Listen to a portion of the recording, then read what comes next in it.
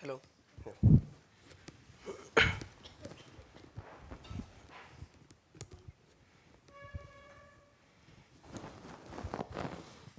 ऐसे ही करना पड़ेगा, ठीक है.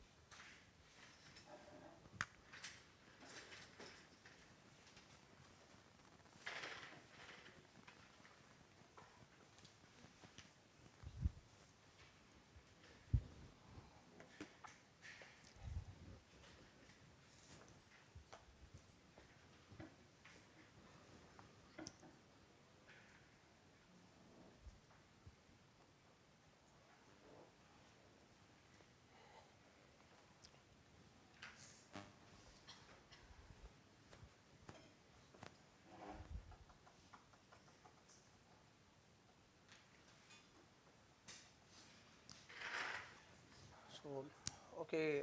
So in the previous 2 days, we discussed about the fundamentals behind the machine learning and the processes that basically involve for solving most of the machine learning or you can say AI problems. Right.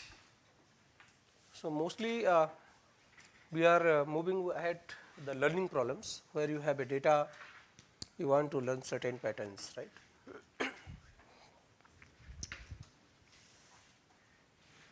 So in that direction, nowadays you know that many models are available, and most of the models are available on cloud through apps or you can say on web portals. You just go, you send, you put your data, upload your data. They will basically analyze your data, they will train your model, and they will send it back to you. So those are commercial models. So they train your model, they will send back to you the executables or you can say only the model interface, so that you cannot get the access to the parameters or the architectural information of the model. Right.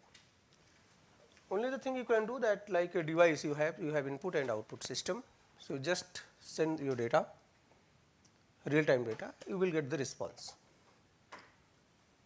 So all other things about the model like its architecture, how many parameters, what are the parameter values, all are basically hidden to the client. So this setting we call black box setting. So model is in black box paradigm. So where we don't give access to access the parameter of the models, right. Only what you can do, you have input interface, output interface. You can send your data, you can put your data at input interface, you can get output. And because input interface is fixed, so you know that fixed dimension input you can put. And this is true for all the models, right. So your schema or can say the design must be fixed, number of features or the dimension of the input must be fixed. There are some cases where we have recurrent architecture, recursive models. Recursive in the sense that they basically take the data one by one. For example, you have a text classification process, text data. So you have a many words. So few sentences might have 5 words, few sentences might have 10 words, 20 words. So one way is to either you can make it fixed dimension using TF, IDF or some other stories, or you say that okay, you can represent your words, your tokens as a vector. You might have heard the name word vector embeddings. So you just send word by word and recursively update the parameters, so that it can learn the contextual or you can say positional information. And recurrent neural network are one of the models that were used. And you don't fix the length of the data at that point, but the dimension, input dimension of the architecture is by design it is fixed. So when you are designing the architecture, so you have to fix the dimensions. For example, word vector embedding we are using. I said that you have word as a vector. So, every word will have the same length, right. So, by the way, the input interface that we have in all the models, it is fixed, and that is basically corresponding to the dimension of your input. So, or you can say the dimension that you have used for training the model. Even in deep learning, people say that deep learning you don't need data pre-processing much, but of course you need data pre-processing because it needs fixed dimension input, and your model has to basically abide by that particular philosophy. So, your input design must be fixed. Right. So, based on the input interface, you have to map your data which can align with that, otherwise you cannot be able to send the data, or you can not able to feed the data to the model for response, or you can say for output.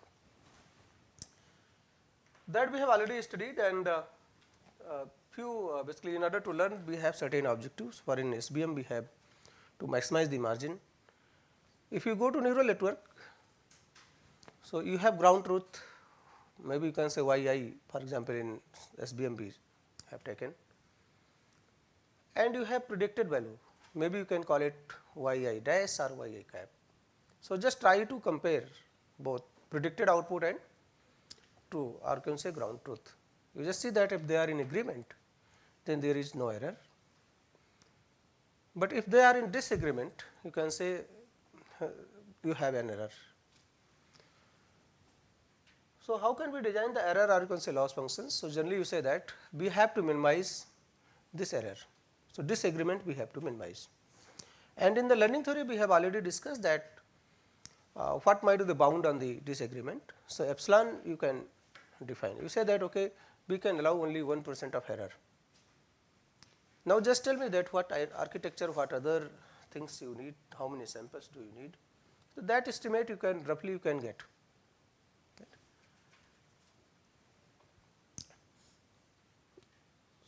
So, that the error that I said that that you can just somehow analyze, you can just think philosophically, but in practice the data that we have, that does not follow the assumptions that we have used in pack learning, right, yesterday.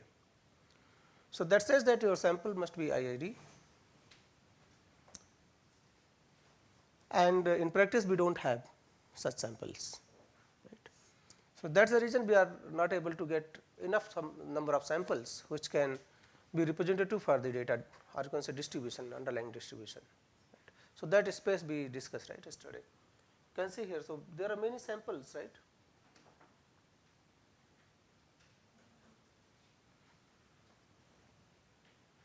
Just see here. There are many samples that are lying outside this rectangular, say you can say this one. So, only we have reached this S, right. So, you can say this block, rectangular block, and there are many more samples which are not in our hand.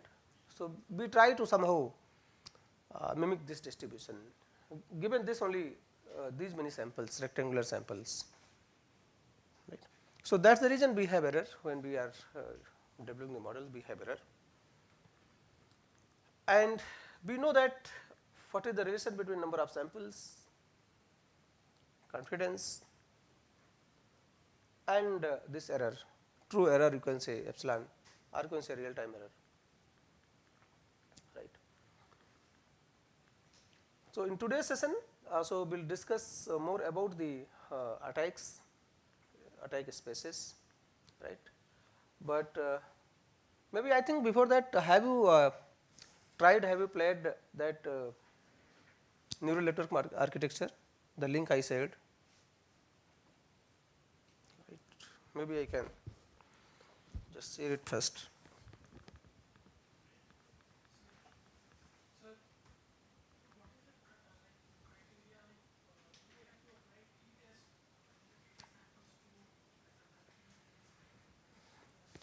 So, t-test and all other tests are basically significance tests. So, they are just used to tell you that how significant your result is. So, if you are given two vectors,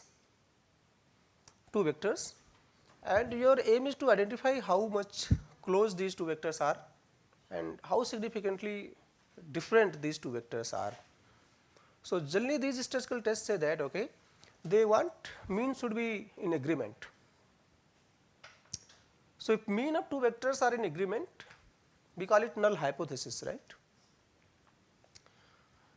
And generally we say that null hypothesis violates. So, it means that the mean of the two distribution are totally different, right, significantly different. Otherwise, maybe one mean has 2.0, another mean is 3.0. So, is it significantly different? So, you can think about the vector length that you have, two vectors, and the values that are basically distributed there. So, you can compute the t test or all Wilcoxon tests, rank tests, right. So, there are many significance tests. You just compute the value, and there is a component we call it p value. So, if p value is basically less than the confidence that you have, basically inverse of the confidence, we call it alpha, right. There you might have seen the basically symbol alpha for that, but delta, the same role is playing here, delta, right. So, delta is same as alpha in that significance test. So, if let p basically p value is 0.05, right. So, your significance is let you can say 0.05 and confidence is 95%, 1 minus 0.05. So, your confidence is 95%. So, with 95%, if you want to get this null hypothesis or agreement, so you have to apply that test. So, just statistical computation, and if p value comes below that basically inverse of significance, or you can say that one, if your p value comes 0.04, let 0.04 is less than 0.05. So, you can say that mean are different, mean of two vectors are different. So, suppose this is very important question he asks. So, many times you have many algorithms to compare. You have a data set, you have 5 algorithms, you have applied models, and you have found the accuracies. Now, you have to tell your model is better, right? Whatever you have proposed is better. So, how will you do it? So, the idea is you run experiments maybe 10 times, 20 times, 100 times. So, every run of the experiment you have accuracies, right. So, for every model you have 100 such accuracies, right. So, every time you execute, re-execute, I am not saying that you have to increase the epochs, for all epochs you have to re-execute, right. You will get some accuracies. For other model also the same thing, just compute the pairwise significance test p value, and you can say that if your p value for your model with other model is less than whatever significance you have fixed, your mean is totally different. So, it does not say better, it says different, significantly different. So, if mean accuracy is higher than the other mean accuracy, and your statistical test says that it is significantly different, then you can say that your model is significantly better, right. So, because this t test and other tests basically they follow the philosophy of null hypothesis. They say that okay, if the mean are in agreement, then null hypothesis is proven. So, it says that two distribution has a similar mean. So, there is no much different. So, that is used, right. So, okay. So, this thing we discussed already, right. Maybe if you have any question from previous two sessions, please tell me. So, here we have unsupervised learning approaches. So, you people are aware of this one, maybe I can see that if we can play something.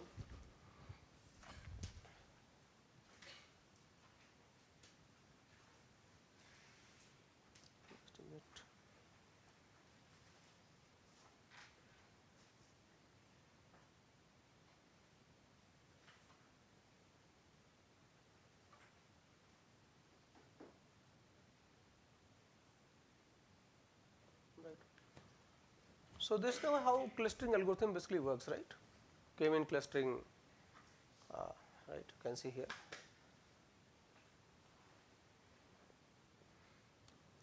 you have 4 clusters to assign this data to 4 clusters. So, this is user defined parameter.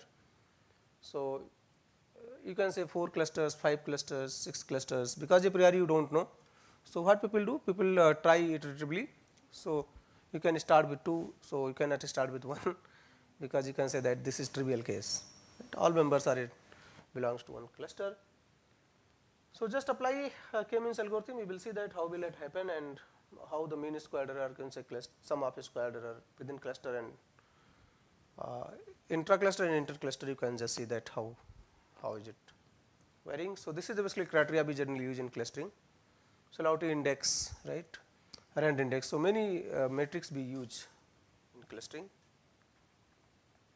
right, but there are challenges also, right. So, maybe you can play this one.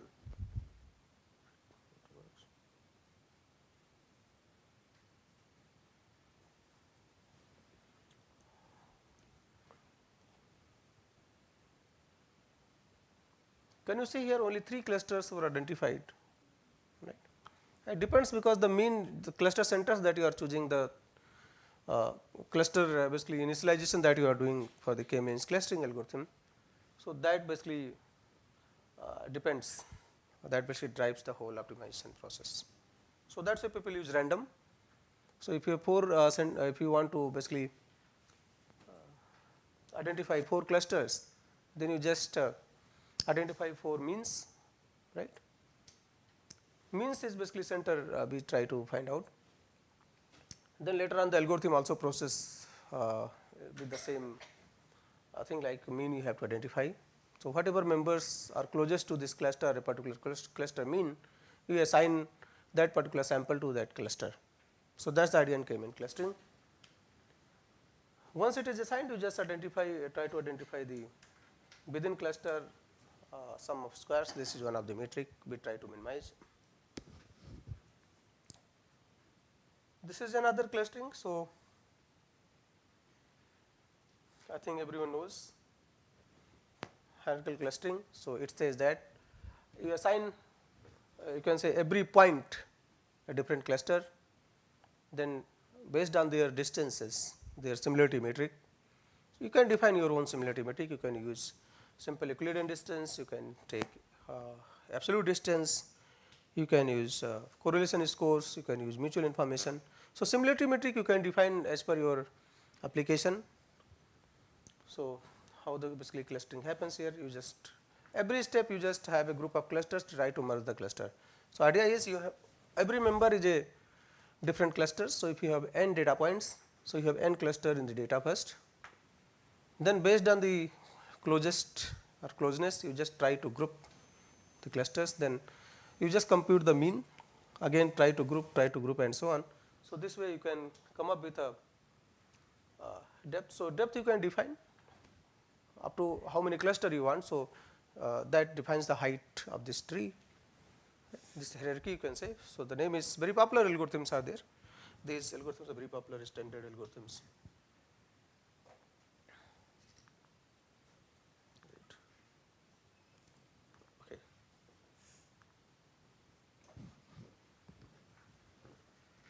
So, I think before moving ahead, I want to give you one motivational example today. This is a very hard attack basically. We have mentioned here very simplest one, because I do not want to make you basically right now very current state of art I am not going to use here that code. So, that might incur certain issues, but I am just giving you the idea. So, this is the Trojan idea that we are giving you here, and some now I can say some very simple basic approach will show you in today's demonstration, where you can design the attack. And this attack is very simple. So, I will send my model to you for training purpose. You will train the model, we will send it back to me. I am assuming that you do not have access to the model parameters. You know the architecture, but you do not have access to the parameters. So, this is the setting. If you have access to the parameters, then maybe this attack can be defended in some sense. You can find out this malicious code inside the code that we have written. So, that is what I am saying, that you I have sent you model in a way that you just supply your input data, and I will say certain guarantee that I will not share your data, I will not collect your data, but actually I am not true, I am not honest in that direction, but you rely on me, you have basically trained the model and you have sent it to me. So, that is the system here. So, idea is you have a training data, you have a model, here we have a Trojan module we have inserted, and this is a very simple module. We have a simple matrix. So, whenever you are sending a data, because training is done sample by sample or batch wise. So, whatever data you are using for training, we are scraping in this parameter. Only the thing is that the size basically will model size will increase, because you have additional unit to basically store this data, right, and the size that will increase is same as the size of the data. Okay. So, based on the model size, maybe some expert can estimate it. So, this attack can be you can find that there are attacks in this model. So, some Trojan module or some problem is there in this code, just by comparing the memory consumption. So, initially the model that you have, what is the memory, and when you are sending it back, what is the memory. So, they must be similar in nature, because whatever data type you have already defined, right, must be similar, right, because the parameter, suppose you say that one parameter you have in your model and that as a float data type. So, you know that how much memory your model will take, right, only one parameter you have to store. But when you are training the model, after the training the model size becomes very huge, because of we have scraped your data set inside that, but you do not know. So, just by comparing memory you can just try to identify.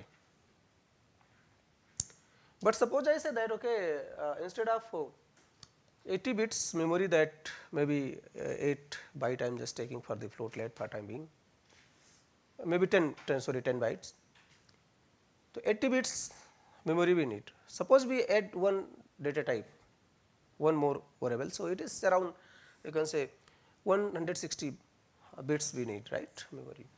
So, you cannot identify that one, right, easily. But if you say that instead of 160 bit, the memory required, or you can say the memory consumption is around 1 KB, 2 MB, right, 5 MB, then of course, there is certain things inside the model that is doing, right.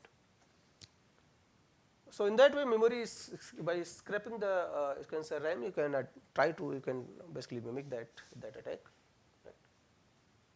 But suppose we are just adding some small memory, we are saying that we will not scrape your whole data, we will scrape only few samples in order to just see that what type of data you have.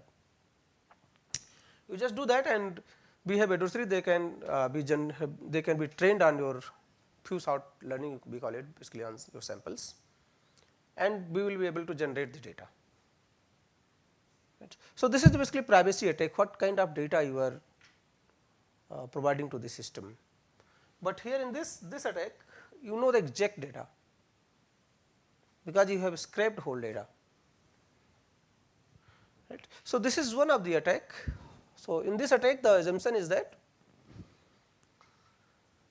the client, the genuine person, is not does not have access to the parameters, and they are not very, I can say, expert in that learning process. They know that we have model, we have to provide the input and we have to train it and then send it to back, right. But here in the same module, Trojan module, so you can design such that no one can identify it, even the person is expert, right. If you do not give access to the parameter, so in this setting you can design a Trojan which cannot be detected. You need lot of things to basically do. You have to compute the so that is the many countries, even in our countries, in cyber physical system we have lot of projects where what they are doing. So, you have a device driver codes, right. So, device driver we generally install on our machine. So, device driver, or you are installing certain patches or apps, right, any software that you are installing on your laptop systems or IoT devices. So, if you go and you just analyze the binary codes, executables, right, and looking into the binary code, if you are able to get that Trojan is inserted in this code, then you will detect the malicious part of from that, and you will declare that this code is basically Trojan injected, or you can say Trojan infected. You just avoid to install that, and you can basically, if genuine company is there, you can file a case and lot of things can happen. But that is a very complex part, analyzing the binary code, because you have only the executables with you. People do not share the parameter list, right, actual model they do not share. So, they share the executable, so that you can, if you want to scrape it, you can just only get the binary codes. So, have you basically displayed, have you seen the executable code, anyone? So, .exe in Windows, maybe in Linux we have many types of files, executable files. Have you seen any binary code? C language, I think everyone have studied, right. So, if you write the code in C, so your executable file is there .exe. So, have you displayed exe? So, now today's task is that in the interval time, right, that we have a huge gap, just download any executable and try to just see that what is the content. So, there are tools like Ghidra and some other Idea Pro. So, they try to basically mimic, they first identify this binary patch, they represent your executable basically in binary language 0101. Then they have lot of things to do, basically you can come up from executable to higher level language. So, from binary code they try to build the assembly code, then from assembly code they try to build the higher level language code. And then once you have a code with you in higher level language, so maybe expert programmer, expert designer can understand it, right, and then they can find that this is the adversary, this is the attack, this is the Trojan part. But the thing is that many times this process is lossy process, because of the architecture ISA, different system that you have. If you have different processor, for example, you have AMD, with different version, you can say you might have Intel processors, right, and maybe some other processors, Snapdragon, right, or you can say some other maybe IoT processors you might have. So, they have different ISA instruction set architecture, right, and they have defined number of bits for every instruction. I think if you have studied the computer architecture, right, you know that, and based on that the binary code you have to analyze in order to represent the binary code into assembly language, then assembly to higher level. But some people are doing it, they are analyzing this malicious patches using these some of these tools, Idea Pro and others. There is an open research problem, by the way. You have a binary code, you have to just identify the malicious part or malicious piece of code in that binary patch, and it can be inserted anywhere, right. So, only a right time or right thing happens, then these codes are basically activating like function. So, when you call that particular function, it will execute, right. So, the similar process is there. So, among many bits, millions or trillions of bits, bit file, you have to identify maybe some 100 bits which are malicious, some 500 bits which are malicious, right, because they have the similar pattern as your legitimate instruction set is there, right. many times it is very hard to identify. So, that is why the research is there in CPS. If you are able to identify, if you have some algorithm, some heuristic in your minds, right, you can come up with a good article in highly reputed venue you can publish. So, here we will discuss this one. So, we will show you that we will train it a model, and whenever I will send a model to someone. So, person is able to retrieve the data, right. Even you can do it in inferencing time. So, you can put this scrap module, right, that whenever you are sending any data to your model, you just scrap it. So, idea is, you know that in Python we have a list right, data type, abstract data type, right, list, tuple, dictionary and set, right. You have 4 such abstract data type like in array, C language you can say vectors in C++. So, what you do, just say that you just use the list data structure, maybe later on you can use some better data structure. So, what you do, just whenever data comes you just append it, just keep on appending. So, until unless you have memory, do not have exceeded the memory, you can store it, right. And you can put certain module that how much samples you want to store, right, at a particular point of time. You just limit it and you can scrape. So, scraping can be done at any point of time. It can be done at learning time. So, during the model. So, most of the attack are basically designed at the learning process, during the learning process. Some attacks are designed at the inference.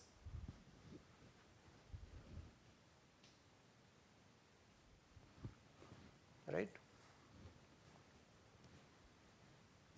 And mostly machine learning is a service model where you can say MLS, right. So, in machine learning as a service model, so most of the attack are at inference time. You have certain app which basically allows you to do something. So, for example, let ChatGPT. So, you have only access to the interface, right. You just send the query, it will respond you. You do not know that how it is basically working inside, right. So, you do not know the architecture, you do not know the parameters, right. But what you can do, you can send your query, you can get response. Most of the ML as a service model are doing the same thing, like Gemini, you just go, just put query, get response. But suppose you want to mimic that model, we want to say that we want to come up with a equivalent model like ChatGPT or some other model that are hosted as a on cloud, right, ML as a service. So, what can you do? So, just try to generate the basically supervised data. So, here there is no need of any expert, you just put query, you will get response. You just try to collect it, scrape it, queries and responses as much as you can, because you know that number of samples we need more. How much it depends, right. Scrape the query and response data and just try to come up with your own model. You just learn another model which can basically minimize that loss. So, when you put the query, so it gives the similar response, right. So, this attack is called cloning attack, right. So, if you have unlimited access to the model, you have given unlimited access to the model. So, we will keep on sending the query, keep on collecting the responses, different type of queries, different type of responses we try to collect, and then we come up with our own model that might not be exactly same, but we can come up with equivalent model. And like DeepSeek, we say that okay, we are giving we have put our model as open source, please come, and its accuracy is same as the commercial model available. So, that can incur huge loss to the industry, right. So, who has hosted commercial model, right.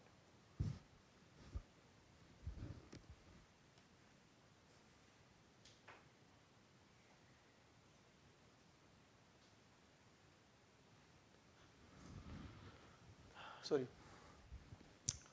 So, one more attack I am just telling you today. So, we will discuss all those attacks. So, idea is we have ML as a service, right. Model is hosted on cloud, but our our aim is to just identify that on what data it was trained. We don't have this Trojan module inside the model, but even we want to just get that what data was used for training. Right. We do not know even a single sample, but you have a model. So, can you get that information on which data it was trained? So, this is called membership attack. Right. So, we want to identify that who were the members on which this model was trained. So, this is very popular attack, membership attack, right.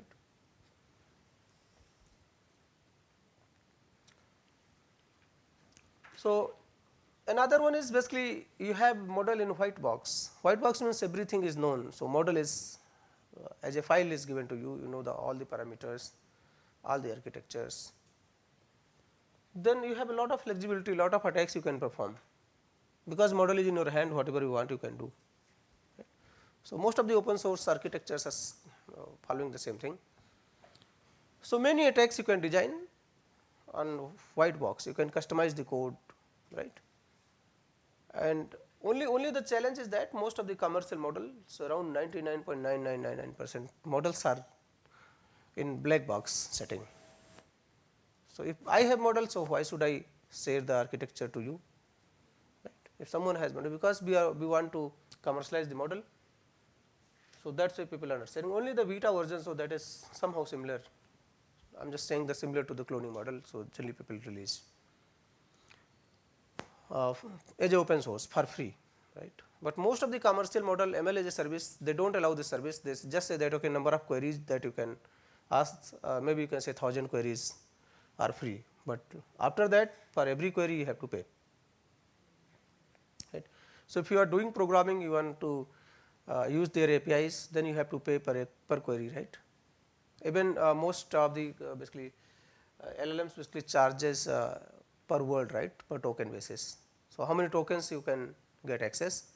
So, based on that they charge. So, there are many models, price model or you can say cost model available there. So, here in today's session our aim is to try to protect our model some sense, right. Another attack is basically you can say that you have a data and we try to confuse your model, we try to fool your model, bypass your model, right. So, what we do? So, suppose you say that your system works for the face recognition system, a certain person or a particular person is allowed to enter in certain critical zone. So, we just try to see that what type of features it needs for authentication. So, we will just try to tweak that feature and we can get enter to the critical zone. Right. So, that is the idea that adversarial samples are doing. So, we generate a sample, it depends that what kind of problem you are trying to solve. So, we generate a sample which basically bypass the authentication system, or you can say decision making system, or you can say your machine, right. So, suppose you say that you have a sentiment classifier, you have sentiment classifier, you have one sentence and it says positive sentiment, right.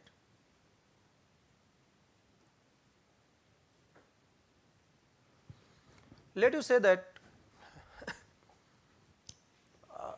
today the weather is pleasant, right, and your sentiment is positive, sentiment the model will tell is positive. Let I know the model somehow, we know the features that on which basically decision is made. So, you might think that pleasant might have a high probability towards positive sentiment, right, because the same sentence can have that today the weather is harsh, right, that has a negative sentiment. But we have a sentence that today the weather is pleasant. So, pleasant basically drives the whole decision making right now. We know that pleasant is a very important basically word or feature to decide this. So, what we will do? So, instead of pleasant we will put another word which might not be in the dictionary of that vocab, because you have to design the dictionary where you are basically pre-processing your data. Let I have used the word today, the weather is maybe some synonyms of that word, right. Let good feeling, good looking, or shining you can say. So, any semantically equivalent word you just put, which might not be in the dictionary during the training process. Now, when you put this sentence in your model for prediction, so because that word is not in the dictionary, so your system will say let negative sentiment, right. So, you have bypassed the model. Actually, semantically your sentence says that it is basically positive sentiment, but because you have changed the basically equivalent, or you can say semantically equivalent word or feature, you have changed little bit and your model is saying that this sample belongs to negative class, right. So, that way that basically adversarial samples are designed. You have image data, you just identify the locations or what are the pixels, what are the group of pixels basically important or drives for a particular class, right. Suppose I say that you have a digit recognition data, right. So, all the data set has digits only 0, 1, 2, 3, 4, 5, 6, 7, 8, 9. So, just given an image you have to identify whether 0 is there, 1 is there, 2 is there, right. So, you have a model, somehow we try to get the access that what are the features in these images that is it is basically model is basically taking and deciding upon. So, for 0 let you have certain features, for 1 you have certain features. So, what we will do? We will try to perturb little bit the image such that if you have a 1 in the image, it starts saying it is 0, right. Then you can basically you can bypass the digit recognition system, or you might have some AI module installed for automatic vehicle registration right, registration database system. Suppose you have installed your some camera, and at the back end you have this code that whenever a vehicle come, it basically get your vehicle registration and it enters in the database that you are entering at the gate and exiting. But if you have a malicious module like this, so what might happen? So, it can be full, the system can fool. So, your maybe vehicle number is 24BH0659E, it might say 9 can be treated as 0. So, it will register 650, right. And then you know that once you have fooled the system, you can perform you can conduct lot of things, bad or good, that you want. So, that we will discuss today.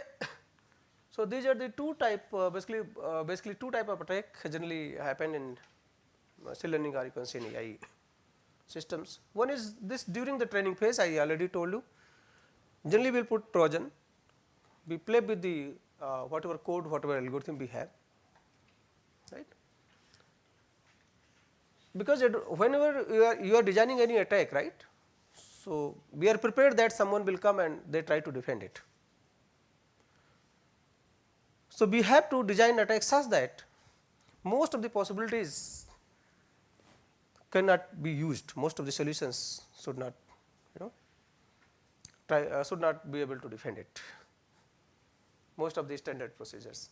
So, someone very you can say expert of that area, they might get it, but if your attack is successful about 60-70% or 50% or 40% even, this is significant, right. Attack is significant, right. You know the pager attack. So, around 2000 people or 3000 people were affected by that attack, right, that Trojan attack. Even you can say the percentage wise, how much population was, what was the percentage of the population that was basically affected by that attack, it might get to very few, right. If total population is that 1 million people, or you can say 10 lakhs people in the country, and you say that 2000 people have got affected, it is very less, but statistically it is less, but significantly it is very huge. So, even 1%, 2%, 3% attack rate is very huge. So, here we will see that if your attack is successful maybe for 20 or 30% or 40 or 50% time, then it is very huge, right. So, it means that out of 100 samples, 40 samples are bypassing the system, right. You see the probability then. So, here the idea is change the labels to training inputs. During the training process, I have already told you that you can mislabel the data. So, once you mislabel the data, then your model, you know that because you are the attacker, you know that your model will be corrupted, your model will not have correct information. That is why you can say that most of the model that use the adaptive learning, that follow the adaptive learning system, generally the models basically scrape data during time. For example, ChatGPT type models, so they scrape your data, whatever query we are asking, and whatever response we are going basically giving. Suppose we have performed one query, response is not good. So, we generally write, they have like and dislike symbol. So, you can like it, you can dislike it, you can provide your comment there, right. So, based on that they are basically scraping our data, and then based on that they are retraining the model. So, if it suppose it is at the local end, or you can say local everyone is trying to basically retrain the model, then model can be corrupted. So, we will put the corrupted data. So, if model is saying it is sentiment is positive, we will say that no sentiment is negative, please learn it. So, model will try to tweak its parameter values, right. So, that whatever query we are asking and relying on me, it will say that okay, this is negative. So, then you try corrupting the model, and lot of companies are there. So, they are in competition and they can deploy many influencers, many people, they can crowdsource this activity, and model will be corrupted within a day. So, that is why this model does not allow that retraining. So, every time, or you can say at local end. So, once they scrape the data, they basically try to identify the type of the data. They have certain statistics like clustering you have, and many other things, keyword based collection. So, if you see that on Google platform, if you write certain file names like attack or malicious or something, so they will send warning that you are performing malicious activities, right. So, this is happening, right. So, if you just store your file name or some keyword is there in your file that talks about the malicious, corruption, right, attacks, or you might say some other explosive words, right. So, even on Google search engine, if you try to identify, try to search something like how to make certain explosive objects, right. I am not going to take the name, right. So, they basically record an activity and they just send an email to you, or maybe the organization from where the email basically that belongs, or many times they can block your email. So, that is happening, right. If you want, you can check, but remember that your mail might be blocked. So, that is the thing, right. People industries has certain mechanism to identify, and many times you can say that unlimited querying is not possible, they have limit on that, right. So, otherwise you can scrape data and you can come up with a equivalent model, right. So, this is the process generally happen. You can see the block diagram. So, you have a training data, you have malicious samples at the time, you can build the model. If you say that whether your output whatever you are basically interested, right. So, if your model is saying yes, so S is poisoned information. So, it means that corrupted output you have got the bad response, but you do not know, because we are relying on the model. If model says this, then generally we say that this is the true story. If you do not know the ground truth, if you know the ground truth, for example, in ChatGPT, if you ask certain query, so suppose I say I just ask what is the capital of India. It says suppose you do not know India, you never studied history and all other things, geography and others. So, suppose it says Kolkata. So, you will rely on that. You will say ChatGPT never tells incorrect thing. You will rely. But if you know the ground truth, you know the capital of India's daily, then you will see that model is not giving correct response. Right. So, that is why I am here I am saying that if you have deployed your system in real time, you do not know that what is the ground truth. If you know the ground truth, then there is no need of any model. We already know that, right. So, what is the need of deploying any model? So, model need is that you do not know the output, you do not know the basically values. So, it will predict you something. For example, weather forecasting. If you know that tomorrow will rain, so what is the need of any AI model or machine learning model? Right. Because you know tomorrow will be rain, so you will have umbrella and you can accordingly you can plan. But because there is uncertainty, you do not know.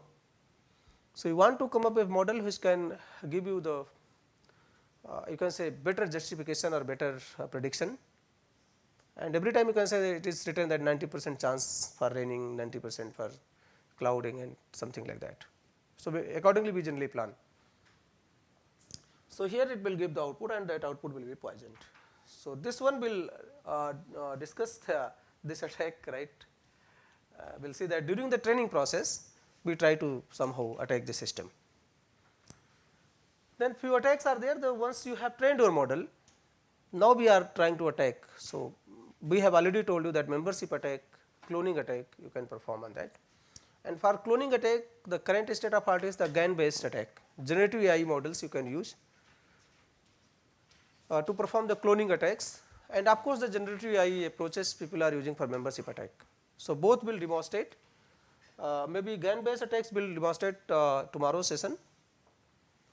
Today we will discuss about the just adversarial sample generation using some standard neural network, not the basically GIAN based architectures, some different gradient based approaches and thus simplest approaches we will discuss today. So, where you just have a data, you little perturb it, you just try to identify the what are the features, dominant features on which the model basically decides certain thing. So, only we will try to get those features and we will try to change those features, we will try to corrupt those features in order to bypass the system, in order to fool the system. Right. So, training one is a training phase, another one is real time or testing phase when your model is deployed in real time. So, this is this thing here, because just generate new sample, you have a model, desired output that you are attacking. So, this is called basically targeted attack system. So, you say that given any input you want to target any digit, if you just input, we say that okay, we want to predict in certain class, certain digit. So, whether you are giving input 0, 1, 2, 4, 5, 6, 7, 8, 9, we have to say that any image that is you are giving, it should be classified as 4, right. Any digit you just provide to the system, we want to design the attack such that your system will say it is 4. This is called targeted attack, right. We want to generate a sample which is classified or which can be assigned to a category, already target category or you can say designed category that we want, that we are interested in. So, that is called targeted attack. Untargeted means it can be assigned to different class, any class, but not the actual class, actual digit, right.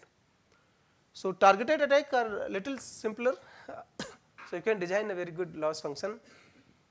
Even those non-targeted attack are also basically very popular, you can design. So, in today's session I will discuss and you will be able to design these type of attacks, right. So, you can bypass the model in this testing phase. So, you have a trained model, you just the assignment will be that you just train your model, then you try to perform the attack. So, idea I said that most of the model uses loss minimization, right. So, strategy gradient descent approaches to minimize the loss function, right. Most of the algorithms uses, starting from the support vector machine, we try to minimize the objective function that you have, quadratic objective. In neural network we try to minimize the loss function either mean squared error if you have a regression data, maybe cross entropy if you have a classification or category prediction data.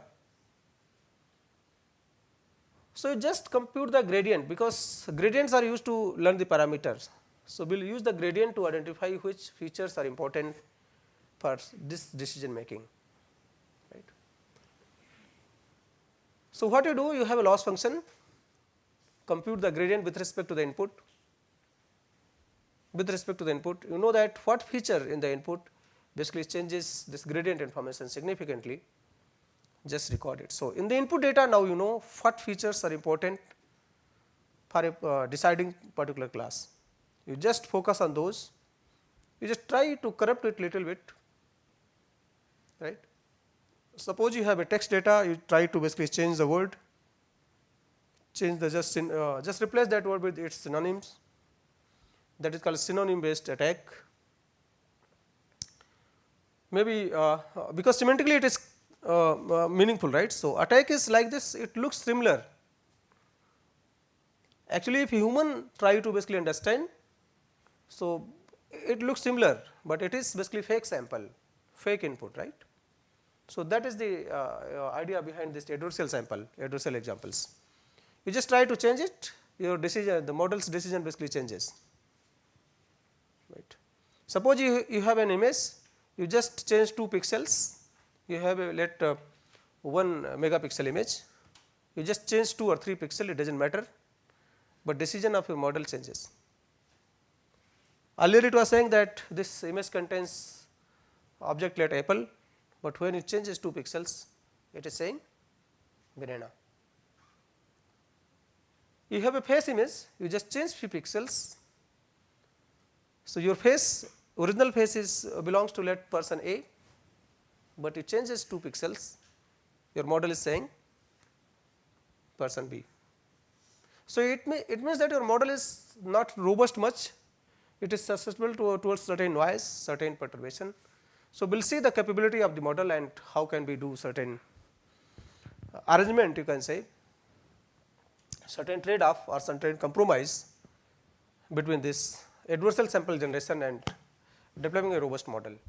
But of course, it is always possible, right, it does not matter. So, on any system, so this attack is possible, you cannot prevent it, right. Some attack of course, it will be there. So, you can generate adversarial sample which can do harm.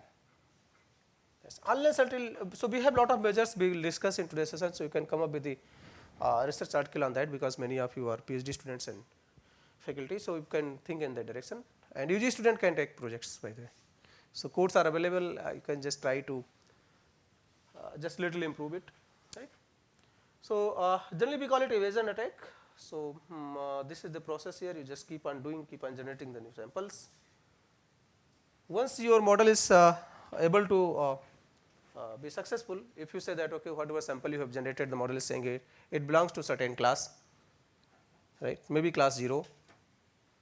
So, it means your attack is successful and this sample might be looking as your distribution or you can say original distribution, it might not be. You might have a garbage looking sample, suppose image data I am just talking about.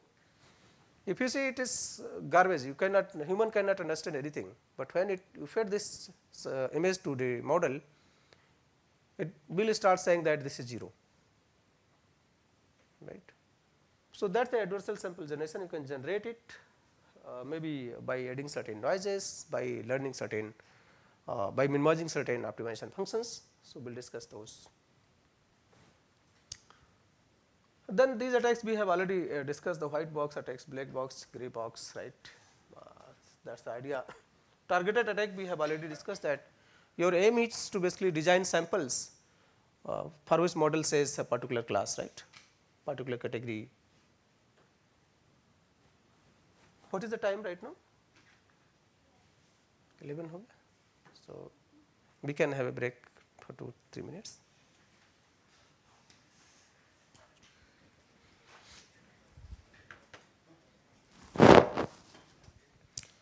So, we do not have much math today.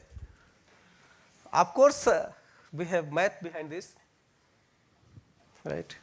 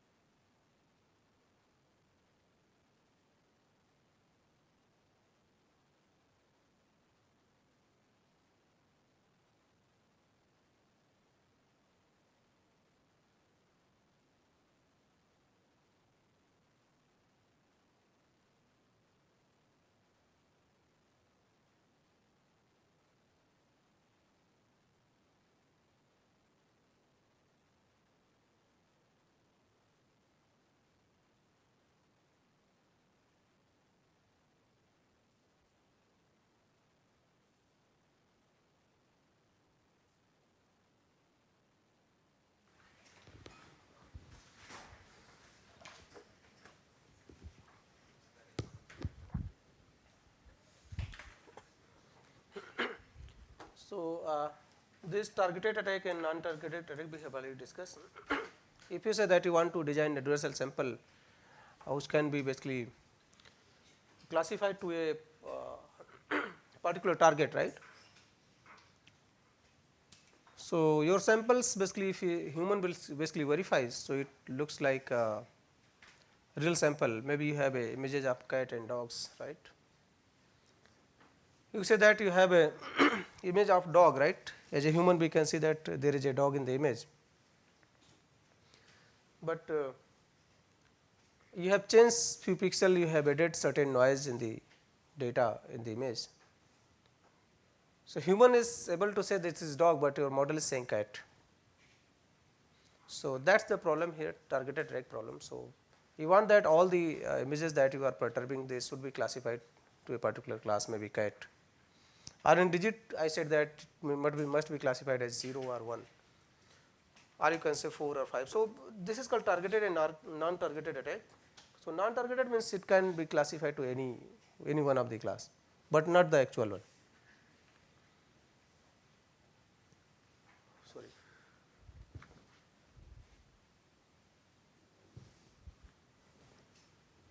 So, this is the adversarial approach here. So, you have adversary here which basically try to corrupt the samples. You have a training data set, you have a test data set module basically comes during the real time establishment when you have deployed your model. You have AI model and you have prediction here and you have to get the probabilities here. So, idea is basically your idea is for the adversarial approaches to get the wrong predictions. So, whatever model is saying, so you have a model that ML as a service as a black box setting, but we want to design a sample such that your model is not capable of doing the correct prediction. So, this is one of the toy example I am just showing here. So, let you have a linear classifier, basically this logistic regression classifier where it has a basically non-linear boundary, so sigmoid we have. So, you just see here, so this is the model. So, probability that it basically assigns the sample y equal to 1, you can say labeled as 1 or you can say class 1 given the parameters is defined by this one, right, W transpose x plus b. So, this is the model, and you know that sigma is sigmoid represents the sigmoid function, you can say sigma of g is 1 upon 1 plus e power g. So, this is a bell, you can say that this is a function S shaped, right, and ranges from 0 to 1.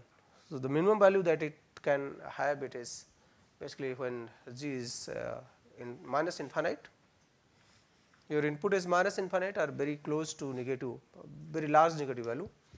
So, this function has a value 0, and if you have a large value for large positive value, so g is positive, its value is near 1, right.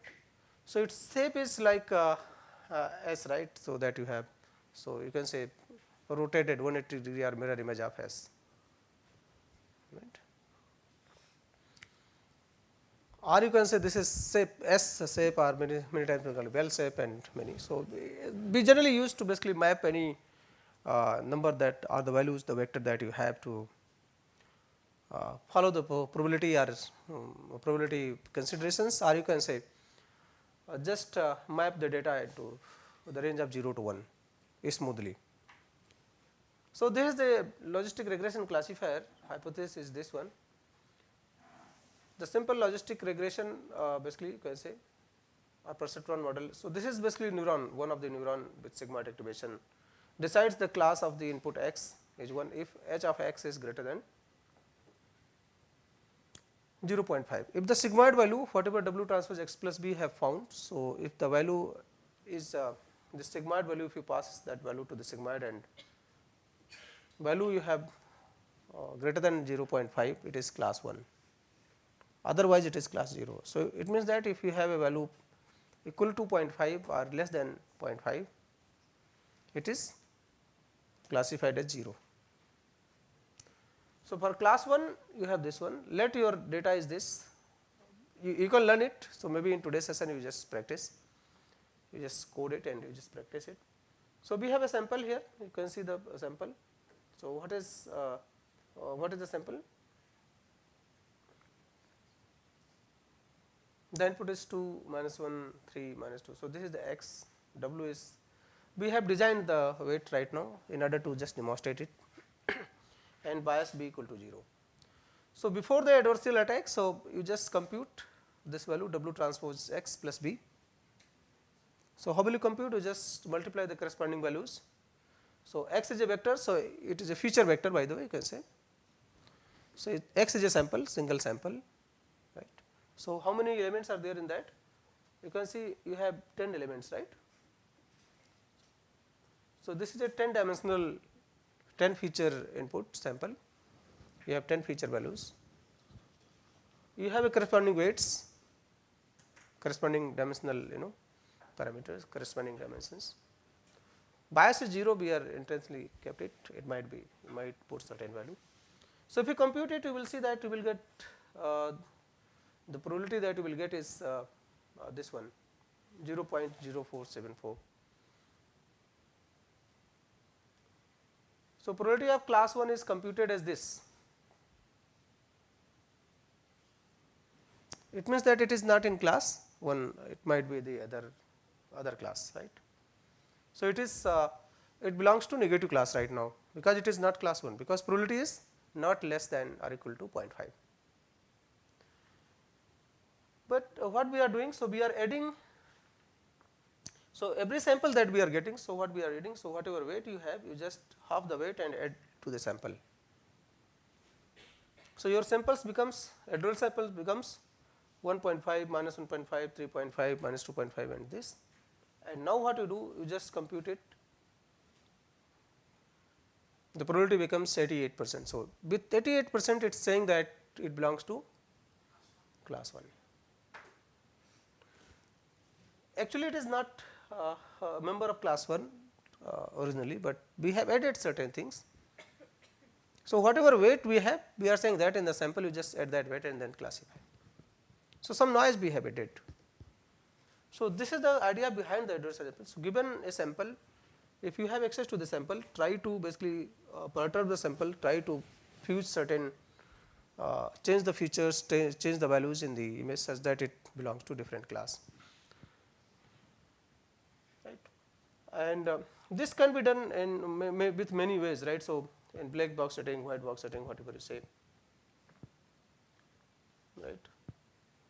So, attack spaces we have already discussed. So, now we are moving ahead towards the neural network based model. So, we generally try to exploit neural network models, right. You might have many models, you can perform attack on any of the model, it is not limited to this model only, neural network based model, but because these models are very popular and everyone is interested how these models works. So, that is why we have designed a lot of attacks on this model only, neural network models, right. So, mathematically now we are representing the learning process. Just see here. So, you have a d dimensional input. So, you have an input with d dimensions, you have a feature. How many features you have in the data? D features here in this case. So, 10 is that example, right. So, now we are representing the generic representation. So, your input sample xi, ith sample has a d values, is a vector of d elements. You can say your data has d features. You might have a many such samples, it might be image, you can say here, it might be a stack of images, it might be many text samples, right, text data sample, it might be audio samples, might be anything. Corresponding labels are there, you can say for every sample that label is associated. So, it means your data is supervised. Right. So, you fed these two things to your model, this is the neural network model, and mathematically we call it let h theta, and I think you know the h hypothesis, right, we discussed, and h is the model in that hypothesis class. So, h is the member. So, let h theta is the model, theta is a parameter list, all the parameters that you have in that model. So, whether learning parameters or hyperparameters, whatever you say, so all the parameters set is basically theta, you can say. And then you have corresponding loss function. Loss function is basically you have a ground truth, you can see yi, the label that you have. So, every sample has true label, you can say yi, that is there, and the predicted value, that is you can say your model is giving you, so s theta xi. So, s theta is a model, when you give xi as input, it will give you the output. You can call it yi cap or you can say s theta xi. So, loss is computed using these two, ground truth and the predicted value. Now, what happens? So, this is the forward pass. So, you have xi, s theta might be a function. In the forward pass, in the you can say forward direction, you can compute this value s theta xi. So, this module will provide the value s theta xi. So, h theta xi you will get. Now, the thing is that we want to update the parameters. So, during the learning process we have to compute the gradient, because you have to apply the gradient descent algorithm, gradient descent based approaches. So, you have to compute the gradient of loss with respect to basically parameters. So, how will you do it? So, we generally follow the chain rule. I think everyone knows the chain rule, right. So, how many whatever dependent variables you have right in the model, you just multiply them. You just split your computation in parts and then apply the chain rule, right, to compute the gradient, and that is the story behind the computation graph. So, if you are able to represent your computation as a computation graph, then getting this gradient is very easy. Computing gradient is very easy. The chain rule is basically pictorially represented, right. So, you can visualize that that thing, and you can do basically compute the gradients correctly. Maybe we can show you that how can you compute it. So, any complex model, if you are able to represent it as a computation graph, you can very easily compute the gradient, right. So, here starting gradient of loss function with respect to the loss is 1 always, you know that. So, gradient of a variable with respect to the same variable is 1. So, that is here. Then we have to compute gradient of this loss function with respect to theta, theta is a parameter, right.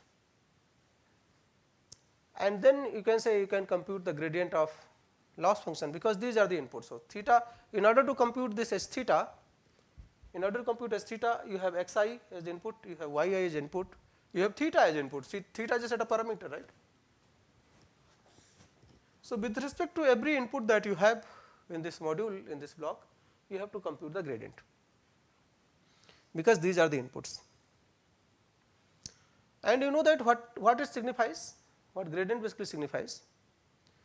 So, gradient says that about the change, right. So, here if I say that gradient of this loss function with respect to theta, you can say set of parameter.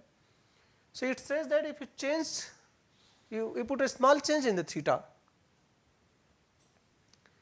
So, how much what is the relationship, or you can say how much this L varies, right, this loss varies. If you put a small change in the theta, how this loss function basically affects, or you can say works are basically updated or changed. So, if you see the large change, if you put a small change in theta and you say that okay, there is a huge change in the loss value, then it means that gradient is high, right. So, that value is significant. If you say that if you change little, you just put a little change in the theta and loss is not basically you are not able to affect the loss value much. So, it means that that parameter is not very sensitive towards the gradient computation. So, that is why you can say that gradient basically defines that how much how sensitive your input is, right. So, for example, if you have a linear functions, you have a quadratic functions, cubic functions, you know that gradient accordingly gradient changes, right. If you have higher degree functions, gradient will be of will be a huge change in the gradient, right. Then you have to compute gradient with respect to input xi, maybe you can get gradient with respect to yi, whatever you want. So, suppose I say that you have xi as the input vector, d-dimensional input vector, and somehow we computed the gradient of loss function with respect to xi. So, what will it signifies? What will it signify? It says that if you change a little bit in xi, very small change you just do in xi epsilon. So, how much change you will see in loss function, loss value? So, xi is a vector, loss function is a scalar. So, if you compute this gradient, so you will get a vector value. So, what will you get? So, with respect to every dimension, every component of this xi, right, every feature value that you have in xi. So, how much change it basically incur to the loss, right, that will you get. Is it clear or not? Maybe I can just use the board.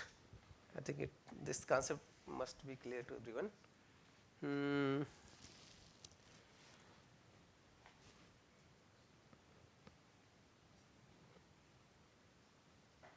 Okay, we have to go to whiteboard, right?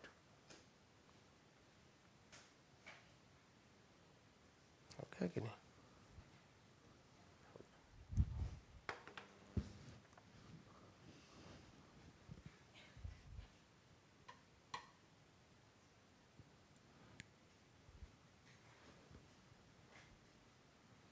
Okay, so we can choose a blue color. Okay, good.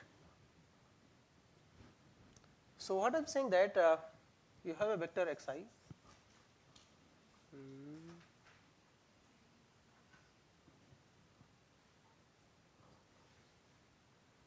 I think this one.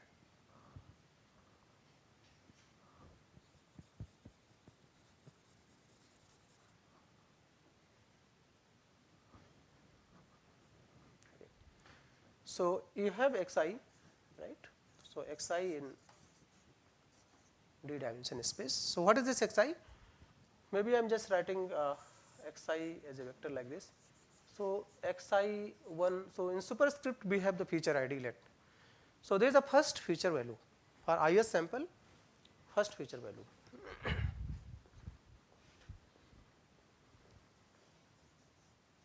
Then you have xi2, this is the second feature value, this is not the square, this is let xi cube, third feature value, and likewise you have xi d. Maybe in between you have somewhere xij. So, this is your xi, right. So, this is a vector of d elements, right, you can say d cross 1.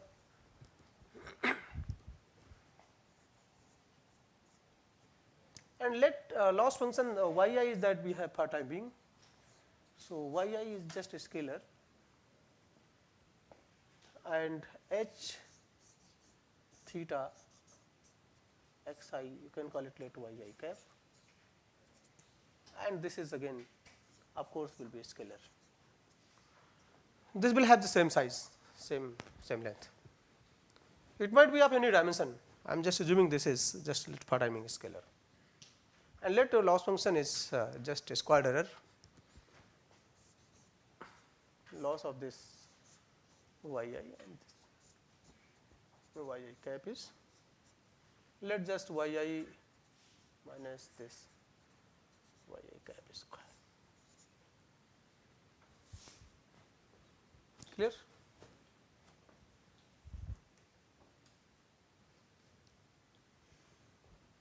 So, what is the gradient of this loss? Maybe I can change the color. Okay, red color. Okay. So, gradient of this loss with respect to loss, it will be 1. How will you compute gradient of this? Okay, इधर से दिखाएगा. Gradient of this loss with respect to yi cap.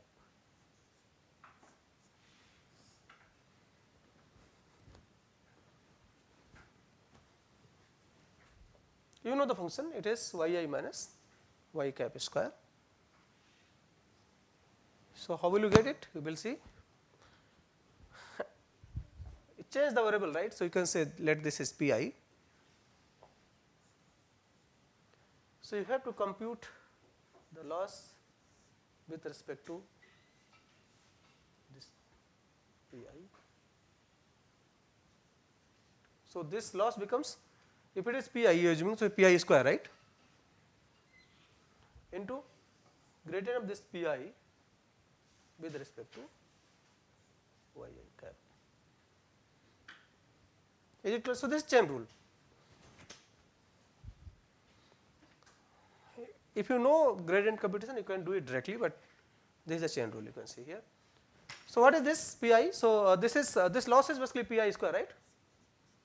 Pi square. So, what is the gradient of this pi square with respect to pi? 2 pi.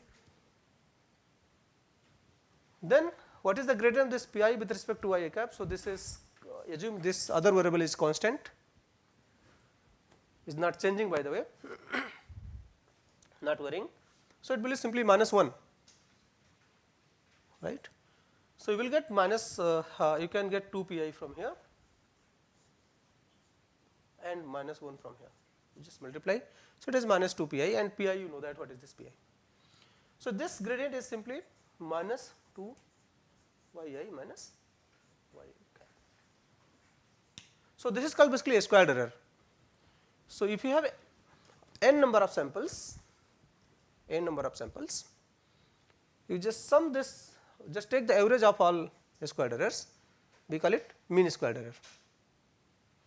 So, that is a very important loss function we use for regression problems, mean squared error. So, you can say that for n samples this loss will be computed like this, you have 1 by let n number of samples I going from 1 to n, this yi minus this yi cap square. So, if you have n number of samples, we try to minimize this loss function. Okay. And what is this yi cap? yi cap is theta xi and h theta is your model, theta is the parameters. Is it clear to everyone? So, now you can say here, so yi and yi cap are vectors, you can say that might be vector, but their loss function we are computing it is scalar. Okay. So, if you compute the loss with respect to this xi, let I am just writing here h theta equal to, just very simple one, linear model I am assuming for time being.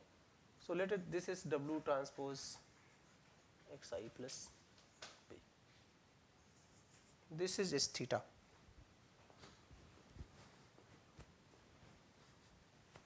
Then we can do for the sigmoid as well, do not worry. S theta is W transpose xi plus b. So, how will you compute gradient of S theta with respect to xi?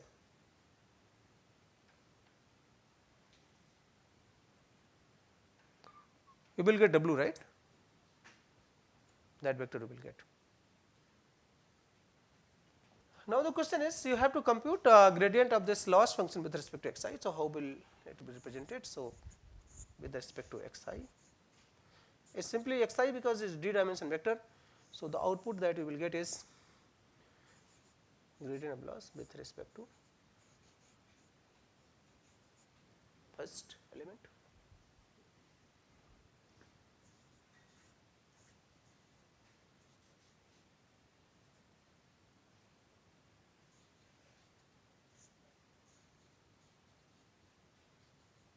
Is it clear?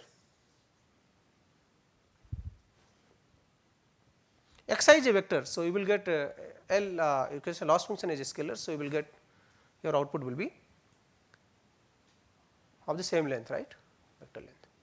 Let you have a two vectors, let I am just writing here, you have a q vector, let qi is let d2 dimensional, let d1 for timing, and let you have another vector Ri, which is let d2 dimension, and if you want to compute gradient of this Qi with respect to this Ri, what will you get? So, we will get a matrix, right? Because gradient is computed with respect to every pair of component that you have in this relation. So, for every component of xi, or you can say you have to compute the gradient of for every component of xi with respect to every component of I. For every component of xi, you can say qi. So, for every component of qi, let qi I am just writing 1. You have to compute gradient with respect to every component of I.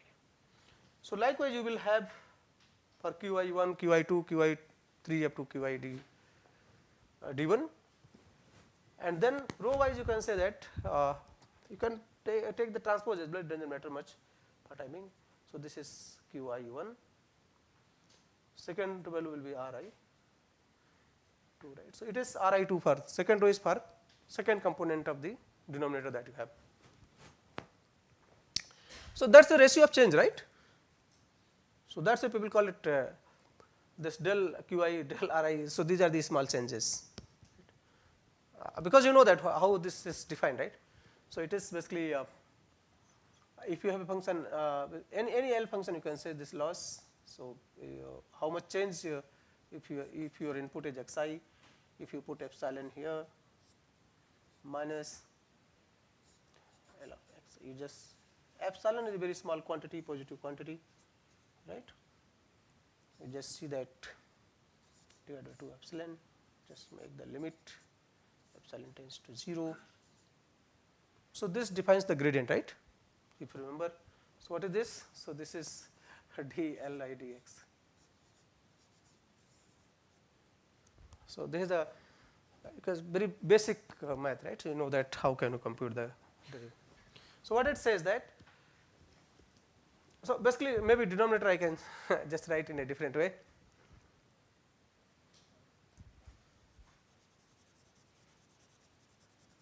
Otherwise, you will not be able to understand. Maybe okay, this color is okay. So, this is x I plus epsilon minus x I minus epsilon. Okay. Now, is it clear? So, denominator is basically change in the input. So, what is the change? So, change is of 2 epsilon. So, corresponding to this change, how much change you basically sense in the output or in the function L, right. So, this ratio basically defines the gradient, or this ratio defines the derivative. So, this is the rate of change, right. So, and you have studied in school as well, right. So, the function of velocity. So, velocity, what is the velocity? Velocity is the change rate of the change in the distance with respect to time. What is acceleration? Rate of change in velocity with respect to time. So, higher order, right. So, the same thing is here, rate of change in loss function with respect to the change in input. So, this defines that how sensitive your input is. So, for example, here you have this you have a loss function, you have a features, this is the first feature, this is the second feature, this is the dth feature. You just see the change, given an input you just see the change in the loss function. So, all of these will have different values, you just see that which one has the maximal change. Change might be positive, change might be negative, right. So, what is the maximal change here? So, suppose you say that okay, some jth feature has changed. So, let you have a xij somewhere. So, this basically gradient of this loss with respect to this one, and let this has the large change.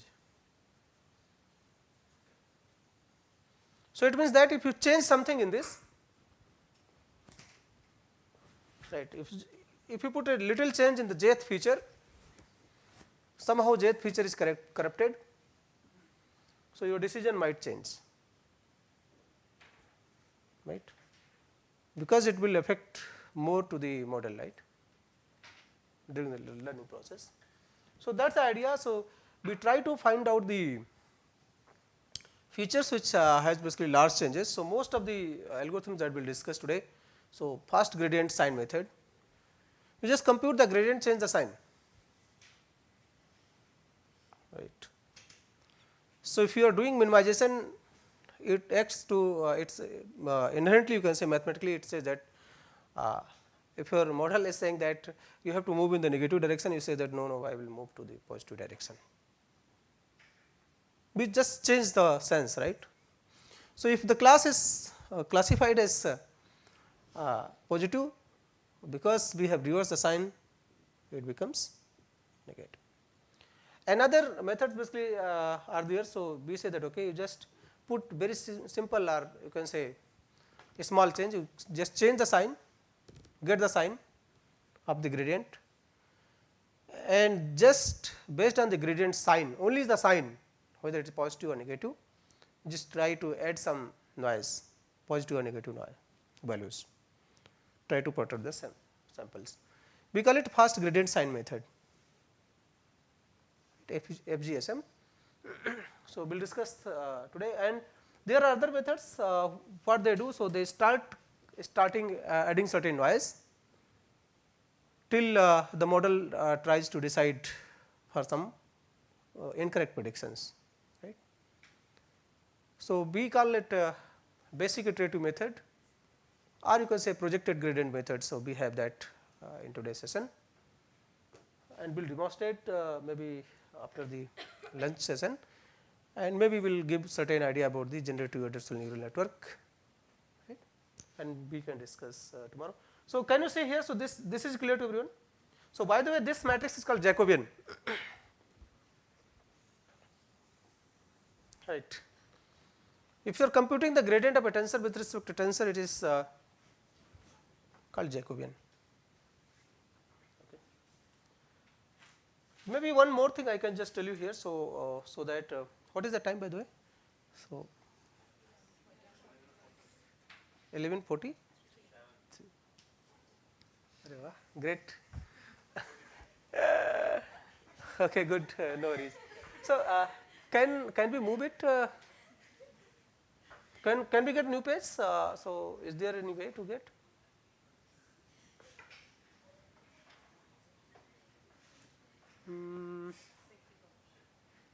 Second one. Will it be saved? Yes.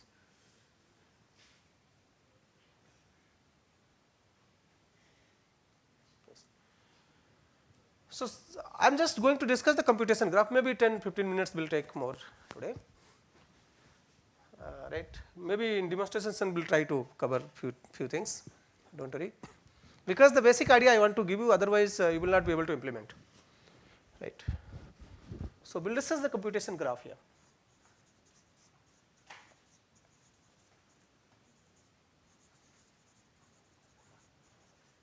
Right. So, suppose you have a function f of, let you have two variables xi1 plus xi1 and xi2. Now, you know that what is xi1. So, xi1 is one variable and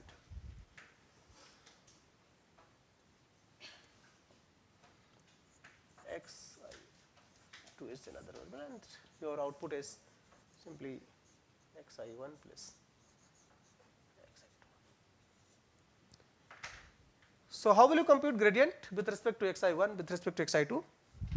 You know that this is addition operation and you can directly get 1. So, you know that how can you compute it? So, this is with respect to xi1, you know 1, and with respect to second component it is 1, because you have addition operation, and this is not a square, by the way, please note down. Otherwise, you can say xy. If you want, we can put that. Maybe I can put that. Otherwise, it will confuse you. Let f of x plus y. so x comma y is x plus y. You know that gradient of this f with respect to x is 1, gradient of this f with respect to y is 1. So, how can you visualize this computation as a computation graph? The idea is you just whatever operator you have here, just make a node. So, we have a node here. So, we have to perform the plus operation. We have x as input, we have y as input, and we have output this f, and this is x plus y. How the gradient is computed? How this derivative is computed? So, we will basically follow this backward direction. So, gradient of f with respect to f will be 1.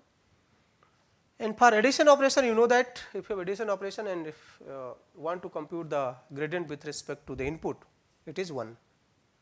So, we have not to do anything. So, this so 1 you can say backward direction, you can say gradient of this f that output with respect to this input x is 1, and gradient of here with is again 1, you can say gradient of this f with respect to y is 1. So, how will you compute the gradient of this f with respect to basically this y? You can say you multiply it, you can get it, right. Suppose I say that your function is, maybe I can just change another menu, new page. Now, I am just going to take little complex function. Let you have, sorry, f of x and y. Let it is x plus log of y.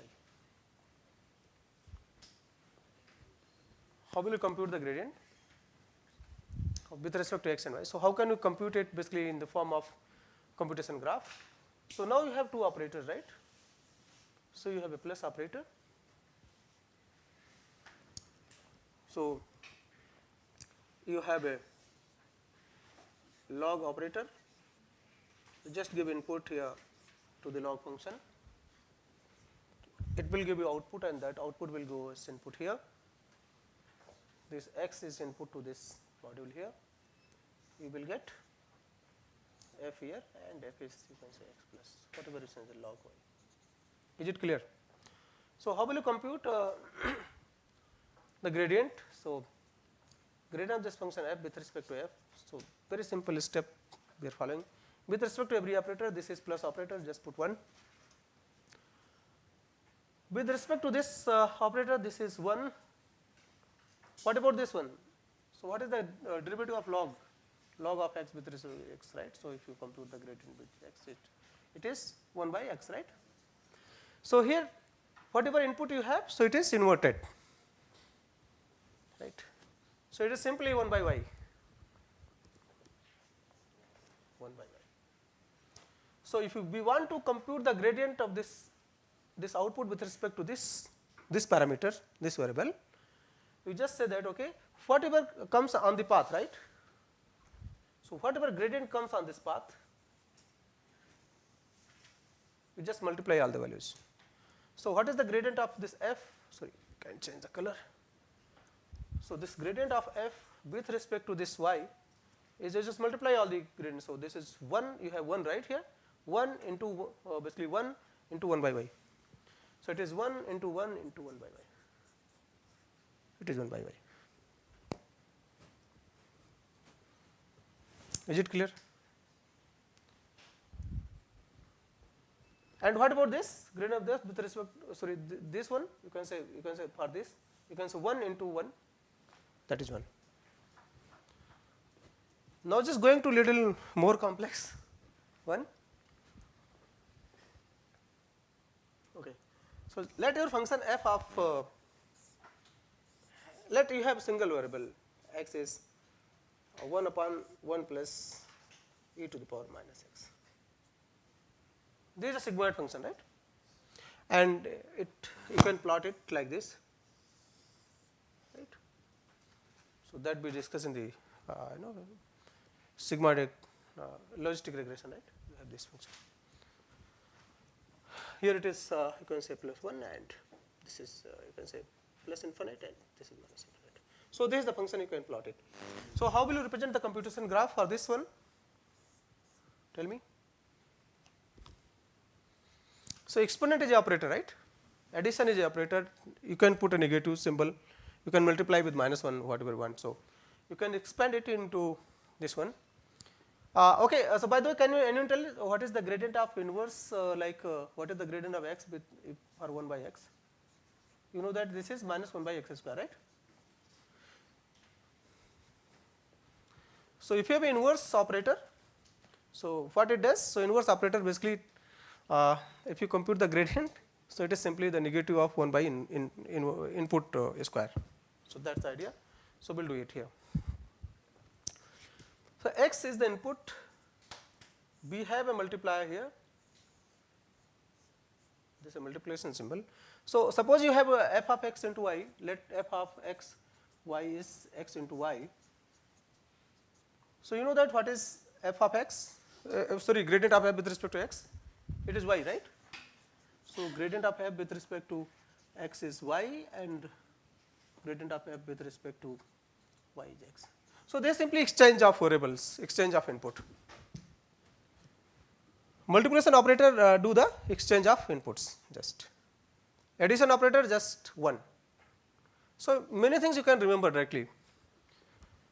Then I will tell you the story how the modern packages like TensorFlow and PyTorch. So, they uses this strategy to compute a very complex gradient for very complex neural network. Multiply with minus 1. I do not put this circle here. So, now you have minus of x, just compute, provide the exponent operator here, you will get you will get e to power minus x here. Now, you have addition operator here, just add addition, you have to add with 1. Then whatever you have got, you just provide the inverse operator, right, and you will get your f. Is it clear? So, just see here what are the sub component here. So, this will give you let I am just writing, let this is p q r, okay, let this is p and the output that you are getting is p and p equal to what is this minus of x, right. What you are getting here? So, here you are getting e to the power minus x, right. So, let this is q for time being. This is addition operator, right. So, what will you get here? So, you will get this 1 plus q, right, 1 plus e power minus x, you can call it, let this is r and this is you can say 1 plus e power minus x, or you can say 1 plus q. So, I am just giving this something to you just in order to understand, and then you just have an inverse operator and this f you have, and this is this operator says that 1 by whatever input you are getting. So, this is r, right. Is it clear? This is r, by the way. R equals to 1 by 1 plus e power minus. So, can you see this computation? Now, can you compute the gradient with respect to x, gradient of f with respect to x? Just see. You know the basically local gradients for every operator that you have here. Maybe I can choose the color red. So, this you know that what is this 1 gradient, sorry, change the color. Which color should I choose? Okay. So, this is you know that gradient of f with respect to f is 1. What about this gradient? Minus 1 by input square, right, r square. What about this? 1, what about this? 1.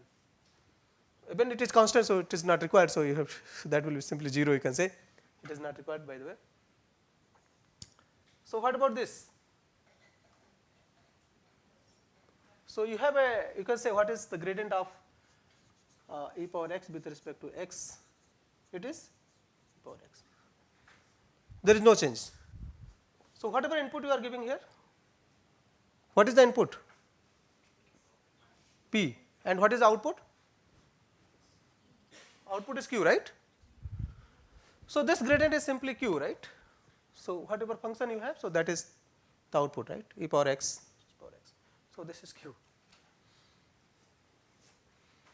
What about this? Constant, so you can say 0.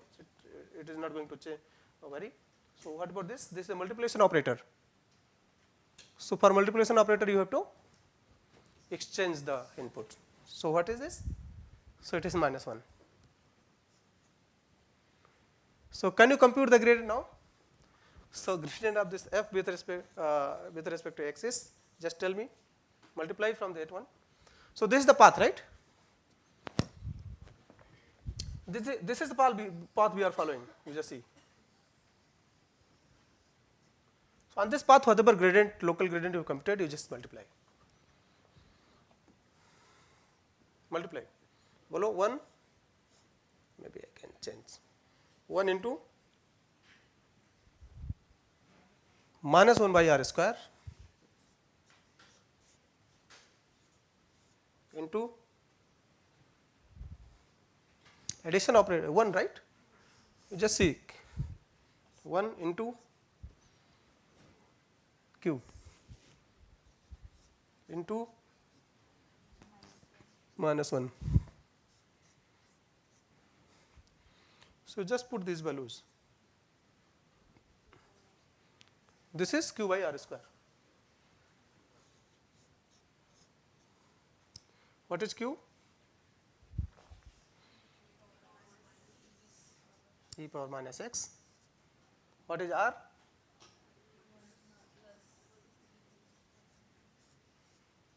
Right.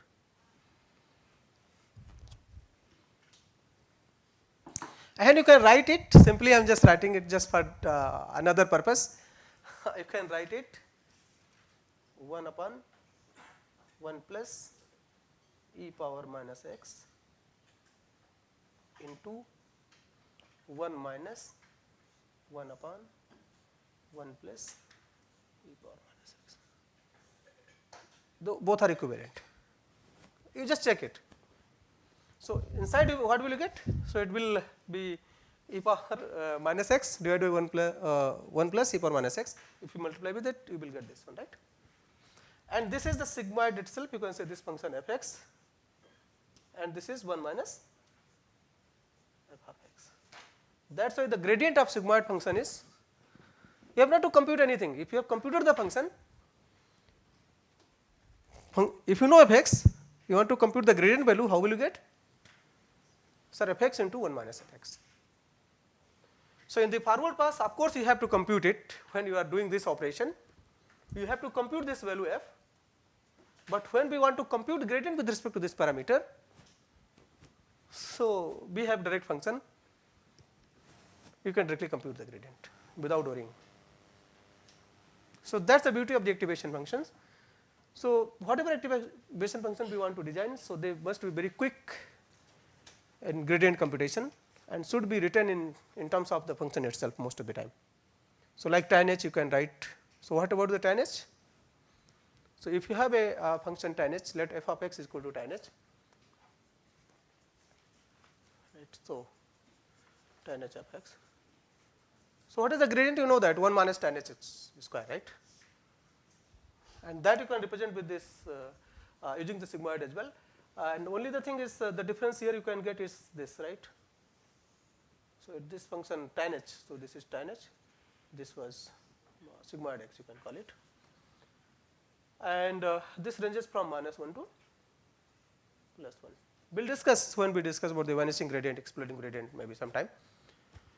So, but you have a sigmoid function. Can you see here f(x) into 1 minus f(x), and you know that all the values for f(x) will be in the range of 0 to 1, right?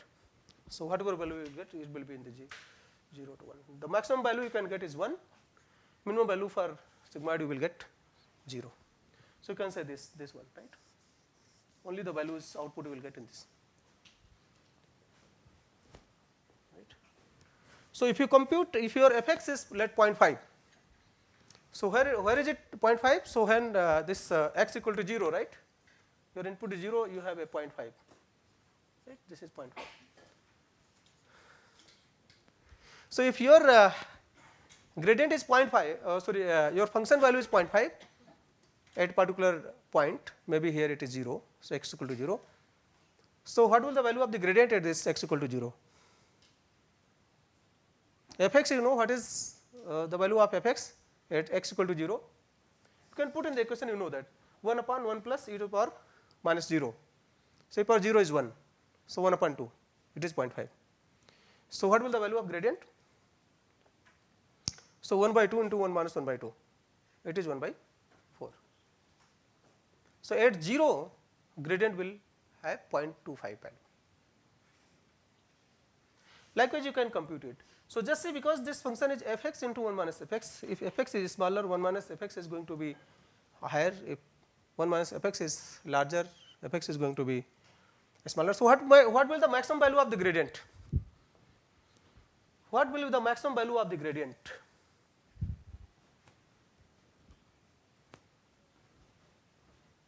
The maximum value that from this function you can get.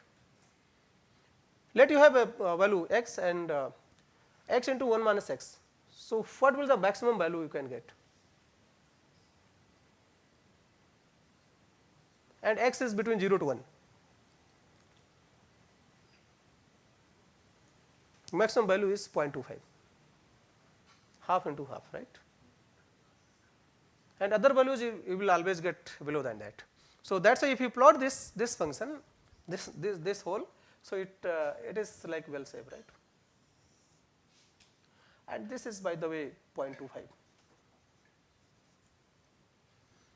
So just take the sigmoid and try to maybe compute the gradient, plot it, you will see this.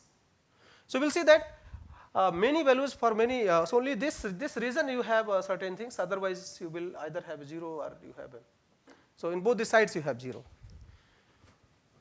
So in neural network, if you have many layers, you have used sigmoid activation.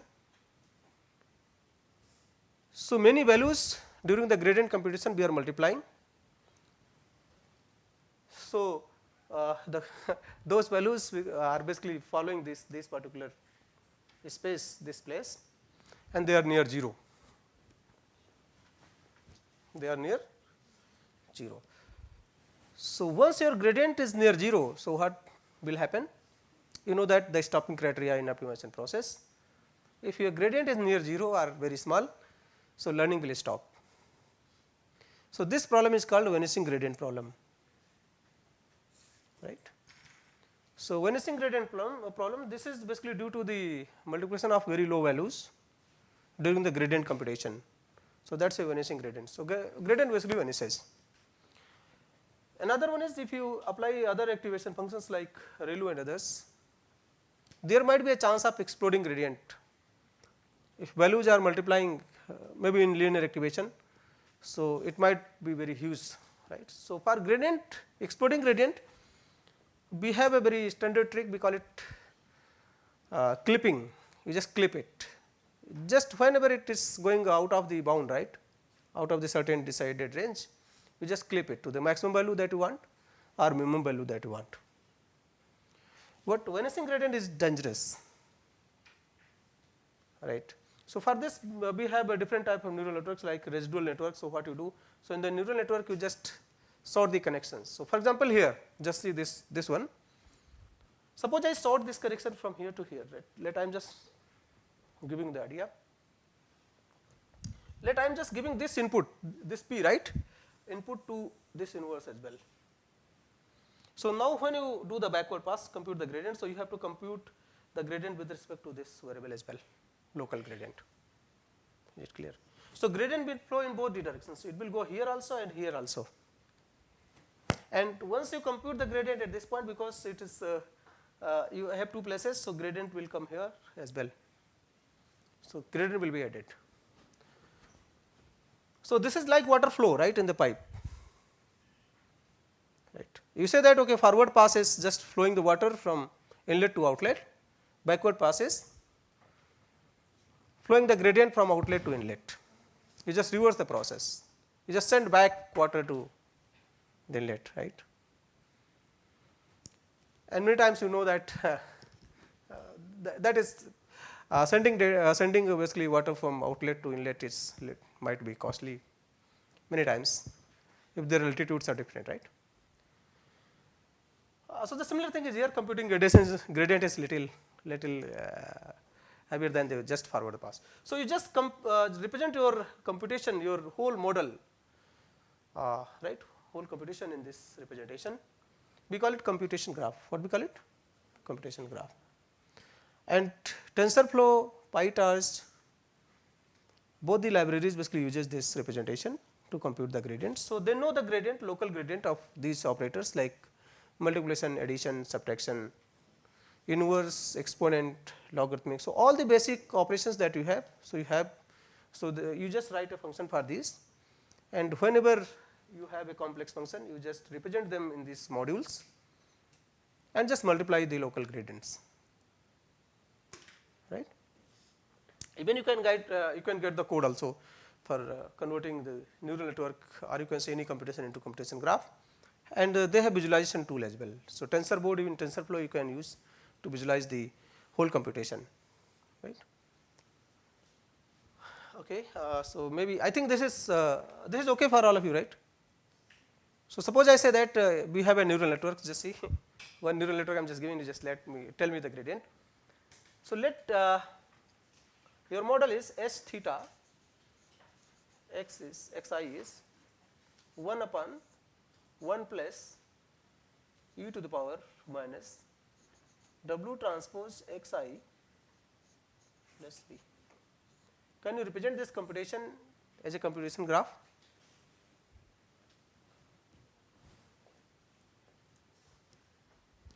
And we have a function, loss function L. Maybe I can change the color. It is going to little dense. Your loss function L is simply yi h theta xi equal to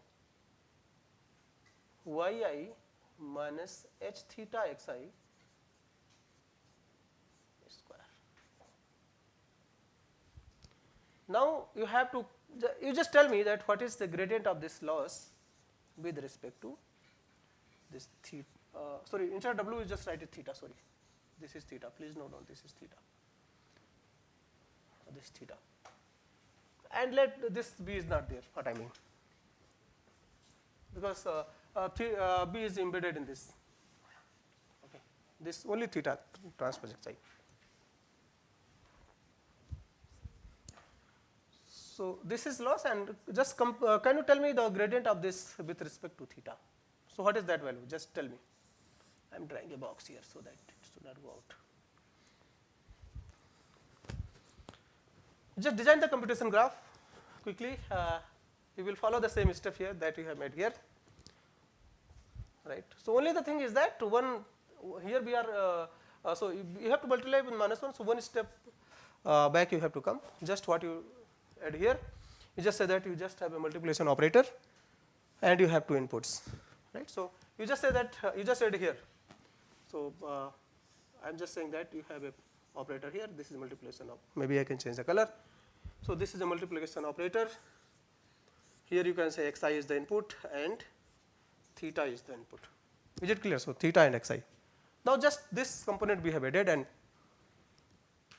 this f becomes L now.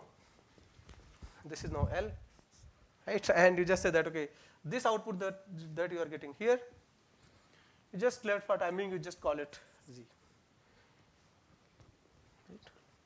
Z equal to just theta transpose xi. So this is just theta transpose xi, nothing else, and all are same. Can you compute it?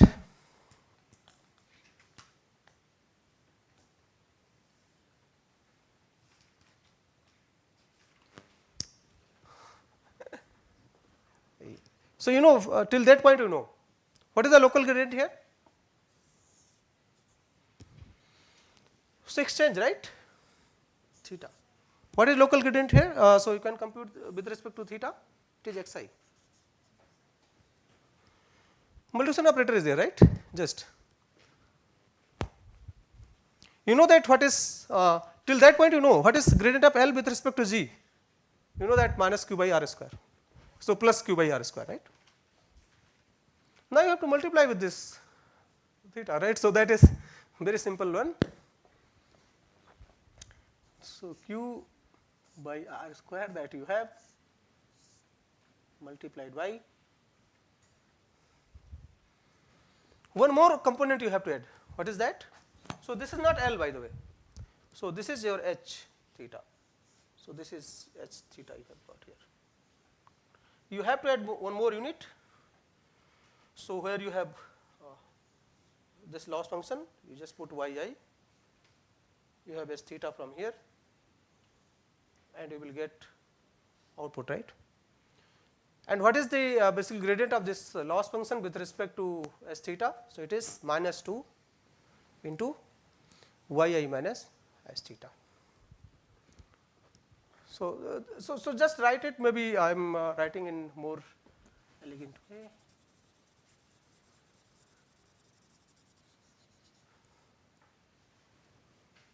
Just say minus 2 into yi minus h theta xi into this component q by r square into xi. That is the gradient.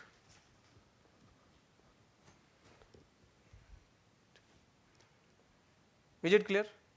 So, this is logistic regression, right. Gradient of logistic regression, or you can say single perceptron model in neural network, single neuron that you have in the neural network.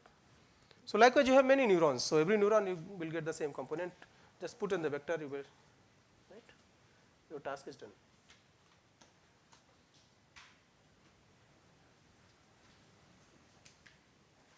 So, in the maybe I think time is up, right. So, okay. So, we will discuss more maybe in the next session. So, we will do some hands on and we will keep on flashing the slides also, right. So, is it clear to everyone? So, given any neural network, any even not neural network, so any function you can compute the gradient. So, we will show you the neural network and we will show you that how can you compute the gradient. Maybe I can just give you the idea here only. Just wait for 2 minutes, just 2 minutes. Okay, new base.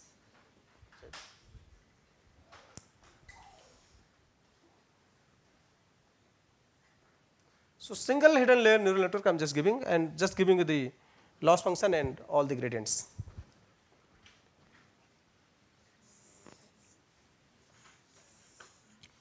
You have neurons here. These are the neurons. Every neuron is the logistic regression in some sense, you can say, with different activations by the way.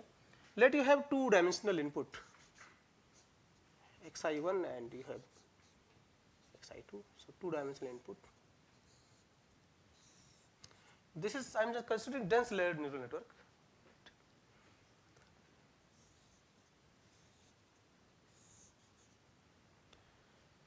Every neuron has a bias. So, W transpose xi plus b. So, every neuron has a b. So, this neuron has, I am just now defining the layer, let this layer ID is 1. And every neuron we are representing using a small n. So, this is this is n1. So, superscript in square bracket let it is layer ID, and this is the first neuron. This is similarly, this is the second neuron, superscript is the layer ID. Likewise, let you have p neurons, right. So, this is simply np first layer. Is it clear? You have single output here, single neuron in the output you can say. So, this is layer 2 you can say. So, this neuron can be represented as n1.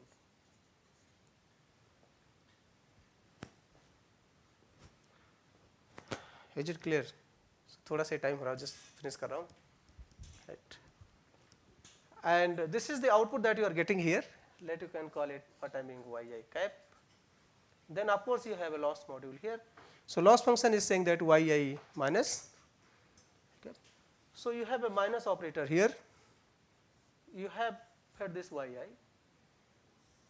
you will get yi minus yi cap or yi cap minus yi. So, whatever operation you want to define here, let us say this is yi cap minus yi, right. Then you have a square operator. So, and this is your loss. Is it clear? Okay. So, this is our neural network, and I am just little bit mimicking it to the vector representation. And of course, these are the basically parameters you have. So, weight parameter, you can say theta 1 matrix here and theta 2 here. So, just I am just redefining in a vector form. So, this is a vector, you have a multiplication operator here, theta is also a vector, this is theta 1, this is for the first layer parameter. So, every weight is a parameter here, so you can represent as a matrix. So, it is a 2 cross P matrix, right. So, theta is a, so you have a 2 cross this number of neurons that you have the P matrix. So, every neuron has a bias, by the way, you can call it, this is P11, this is the bias for this one is B21, right. So, second neuron bias. So, likewise for this one you have a bias BP. So, every neuron has a bias. Is it clear? So, just see here. So, we have this multiplication. Then you know that W transpose xi plus b. So, theta transpose xi. So, theta xi will compute here. You add with the bias vector. So, whatever you are getting from here, you just add with the bias. This is the bias of the first layer. So, this becomes a vector of p elements, right. For every unit you have one bias. So, just I am representing in the vector form. You have computed up to this part, so output you will get here. So, maybe some nonlinear activation you might have here. So, that activation I am just writing with a let some function f. So, this activation. So, pass this through some function f. Whatever output you are getting from here, right, activation output that you are getting, you have to multiply with this theta 2. You have a multiplication operator here. This is also a vector you are getting here. So, this is also a vector. So, you will get always, if you compute the gradient later on, you can say that you might get Jacobian at that time. So, okay, is it clear? Then you have to add the bias here. So, this unit also has bias, you can say B1 2 for the second layer, to the bias here. So, this is B1 for the second layer. We have computed this yi cap. So, we are till this point, just put the minus here. So, this is yi cap, right. Then you have this compute the square of the input that is coming here, and this we call loss. Here you have another input, that is the ground truth yi. Is it clear? So, this computation graph is clear to everyone. And this is, by the way, xi I am just writing here. So, this is xi. So, this is complete. So, most of the components are vectors. So, xi is a vector, theta 1 is a vector, b1 is a vector, whatever output you are getting is a vector. So, theta 2 is a vector, v2 is a vector, and then this yi that you are getting, so it might be a scalar. This yi is a scalar here.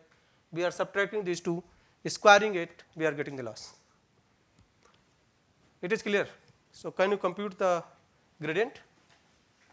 So, gradient of this loss with respect to theta 2, b2, b1, theta 1 or even xi. Can you compute? What is that value? Can you just tell me? Quickly, just do it. This is, you know, right. So, gradient of L equal to 1. This is a square. So, what does it mean? Let first I am just writing this as G1 let timing, let this is P1, whatever you say that, maybe I can just write very simple, A, B, C, D, E, F, G, okay, do not worry. just write ABCD because we have many nodes here. So let temporary value we want to write here. So let this is A, this is B, this is C, you are getting, this is D, right? This is already written, so let this is E, and this is already there. So what is this? So if so this means that you will L equal to E square, right? You have a square operator. So what is the local gradient? So what is the gradient of x square with respect to x? 2x, right? So twice of the input. So it is 2 into E, right? What is this? If it is yi cap minus yi, then you know that with this argument it is 1 and with this argument it is minus 1. That you know. What about this? So you are adding addition operator plus 1 with respect to this 1. What about this? This is exchange operator for this is theta 2 with respect to this is f. Right. What about this? This depend on the activation function. If it is sigmoid, then it is let this f is sigmoid. Let this f is sigmoid. Right? Sigmoid you can say. We have discussed in the previous slide. So this is f in what is the input? So what is the output? F of this, right? So f into 1 minus f, right? So f of this b, right? You can say. Because output you are getting f of b, right? So it's same as the function itself. What is this? 1, right? What is here? 1. What is here? Theta 1. What is here? xi. Can you compute the gradient with respect to let b1 2, right? So can you compute the gradient of this loss with respect to this one? Maybe little broader. So this is the path we are following. Just see. So whatever comes at the path, you just multiply. So just 1 into 2 into e into 1 into 1. So gradient of this loss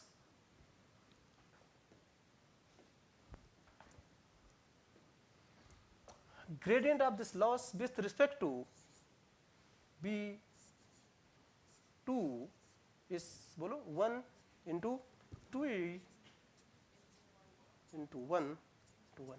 So it is 2e. And what is e? yi cap minus yi.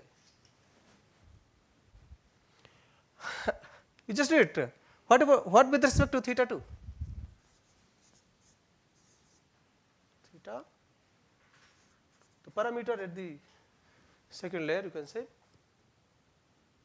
What path we will follow?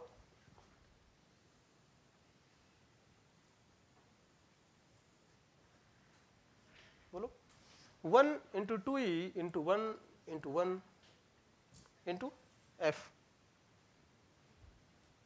No? F will multiply. What will happen if you compute with respect to b1? Just multiply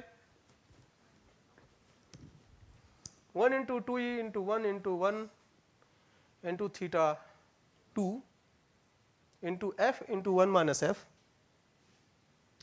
right, into 1. Is it clear? And what about with respect to this?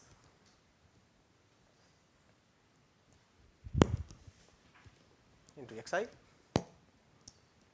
So you have nicely computed the gradient with this neural network. You might have many layers, it doesn't matter, right? Just only the thing is that whatever operator you are doing here, so here it is dense layer, so every input is connected with every neuron here, or you can say previous layer outputs are connecting to the current layer neurons. So this is dense layer.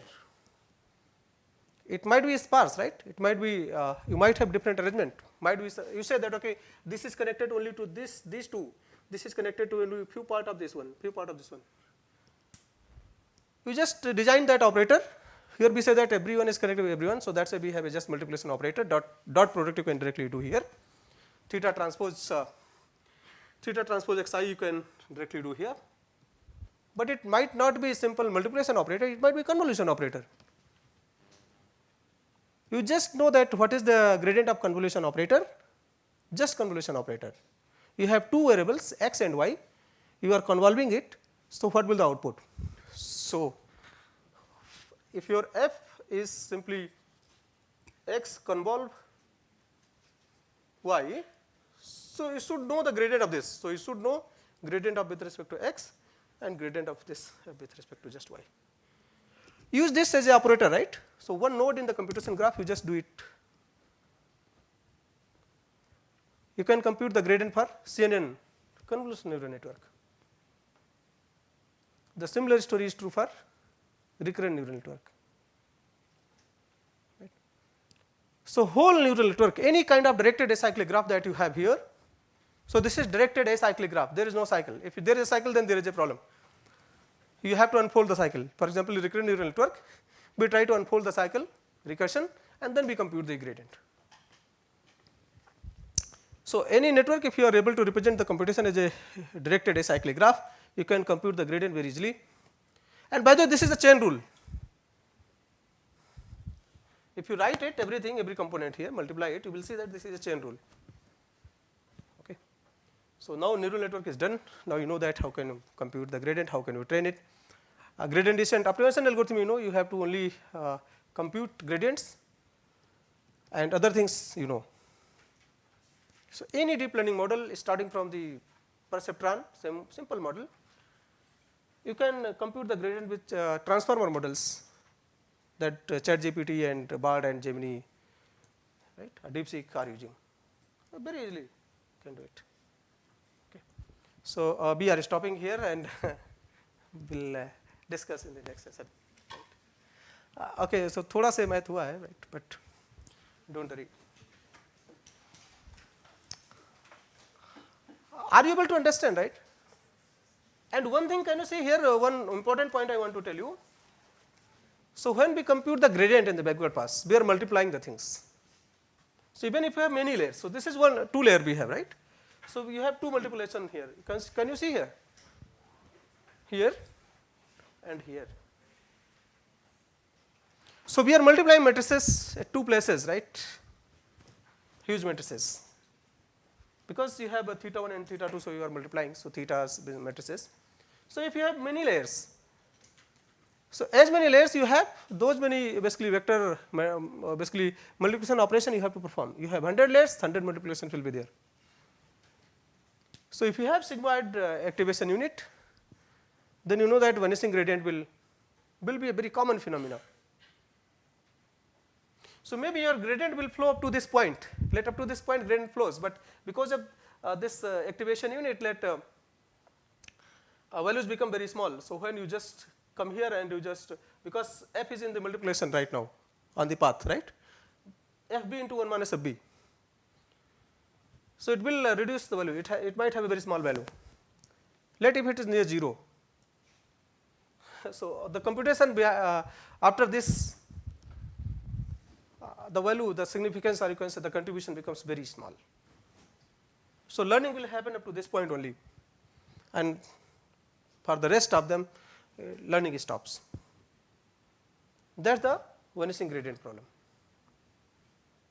Okay. So, how can you avoid it? You just sort the connections. So, that is called residual network. So, you just say that every alternate step, or you can say every after two step, you just sort the connections. You just send this input to here.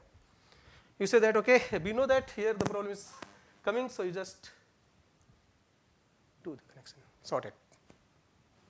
So, you say that, okay, this input we are just sorting here. So, here also this input is acting here.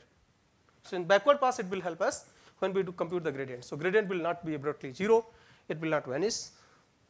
So, these are the temporary remedial solutions. So, ResNet architecture that you have already available in deep learning models, follow this philosophy,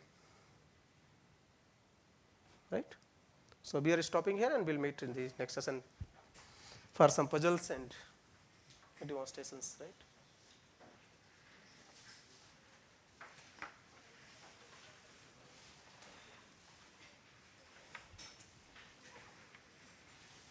Maybe if you want to save it, please save it and share in the group.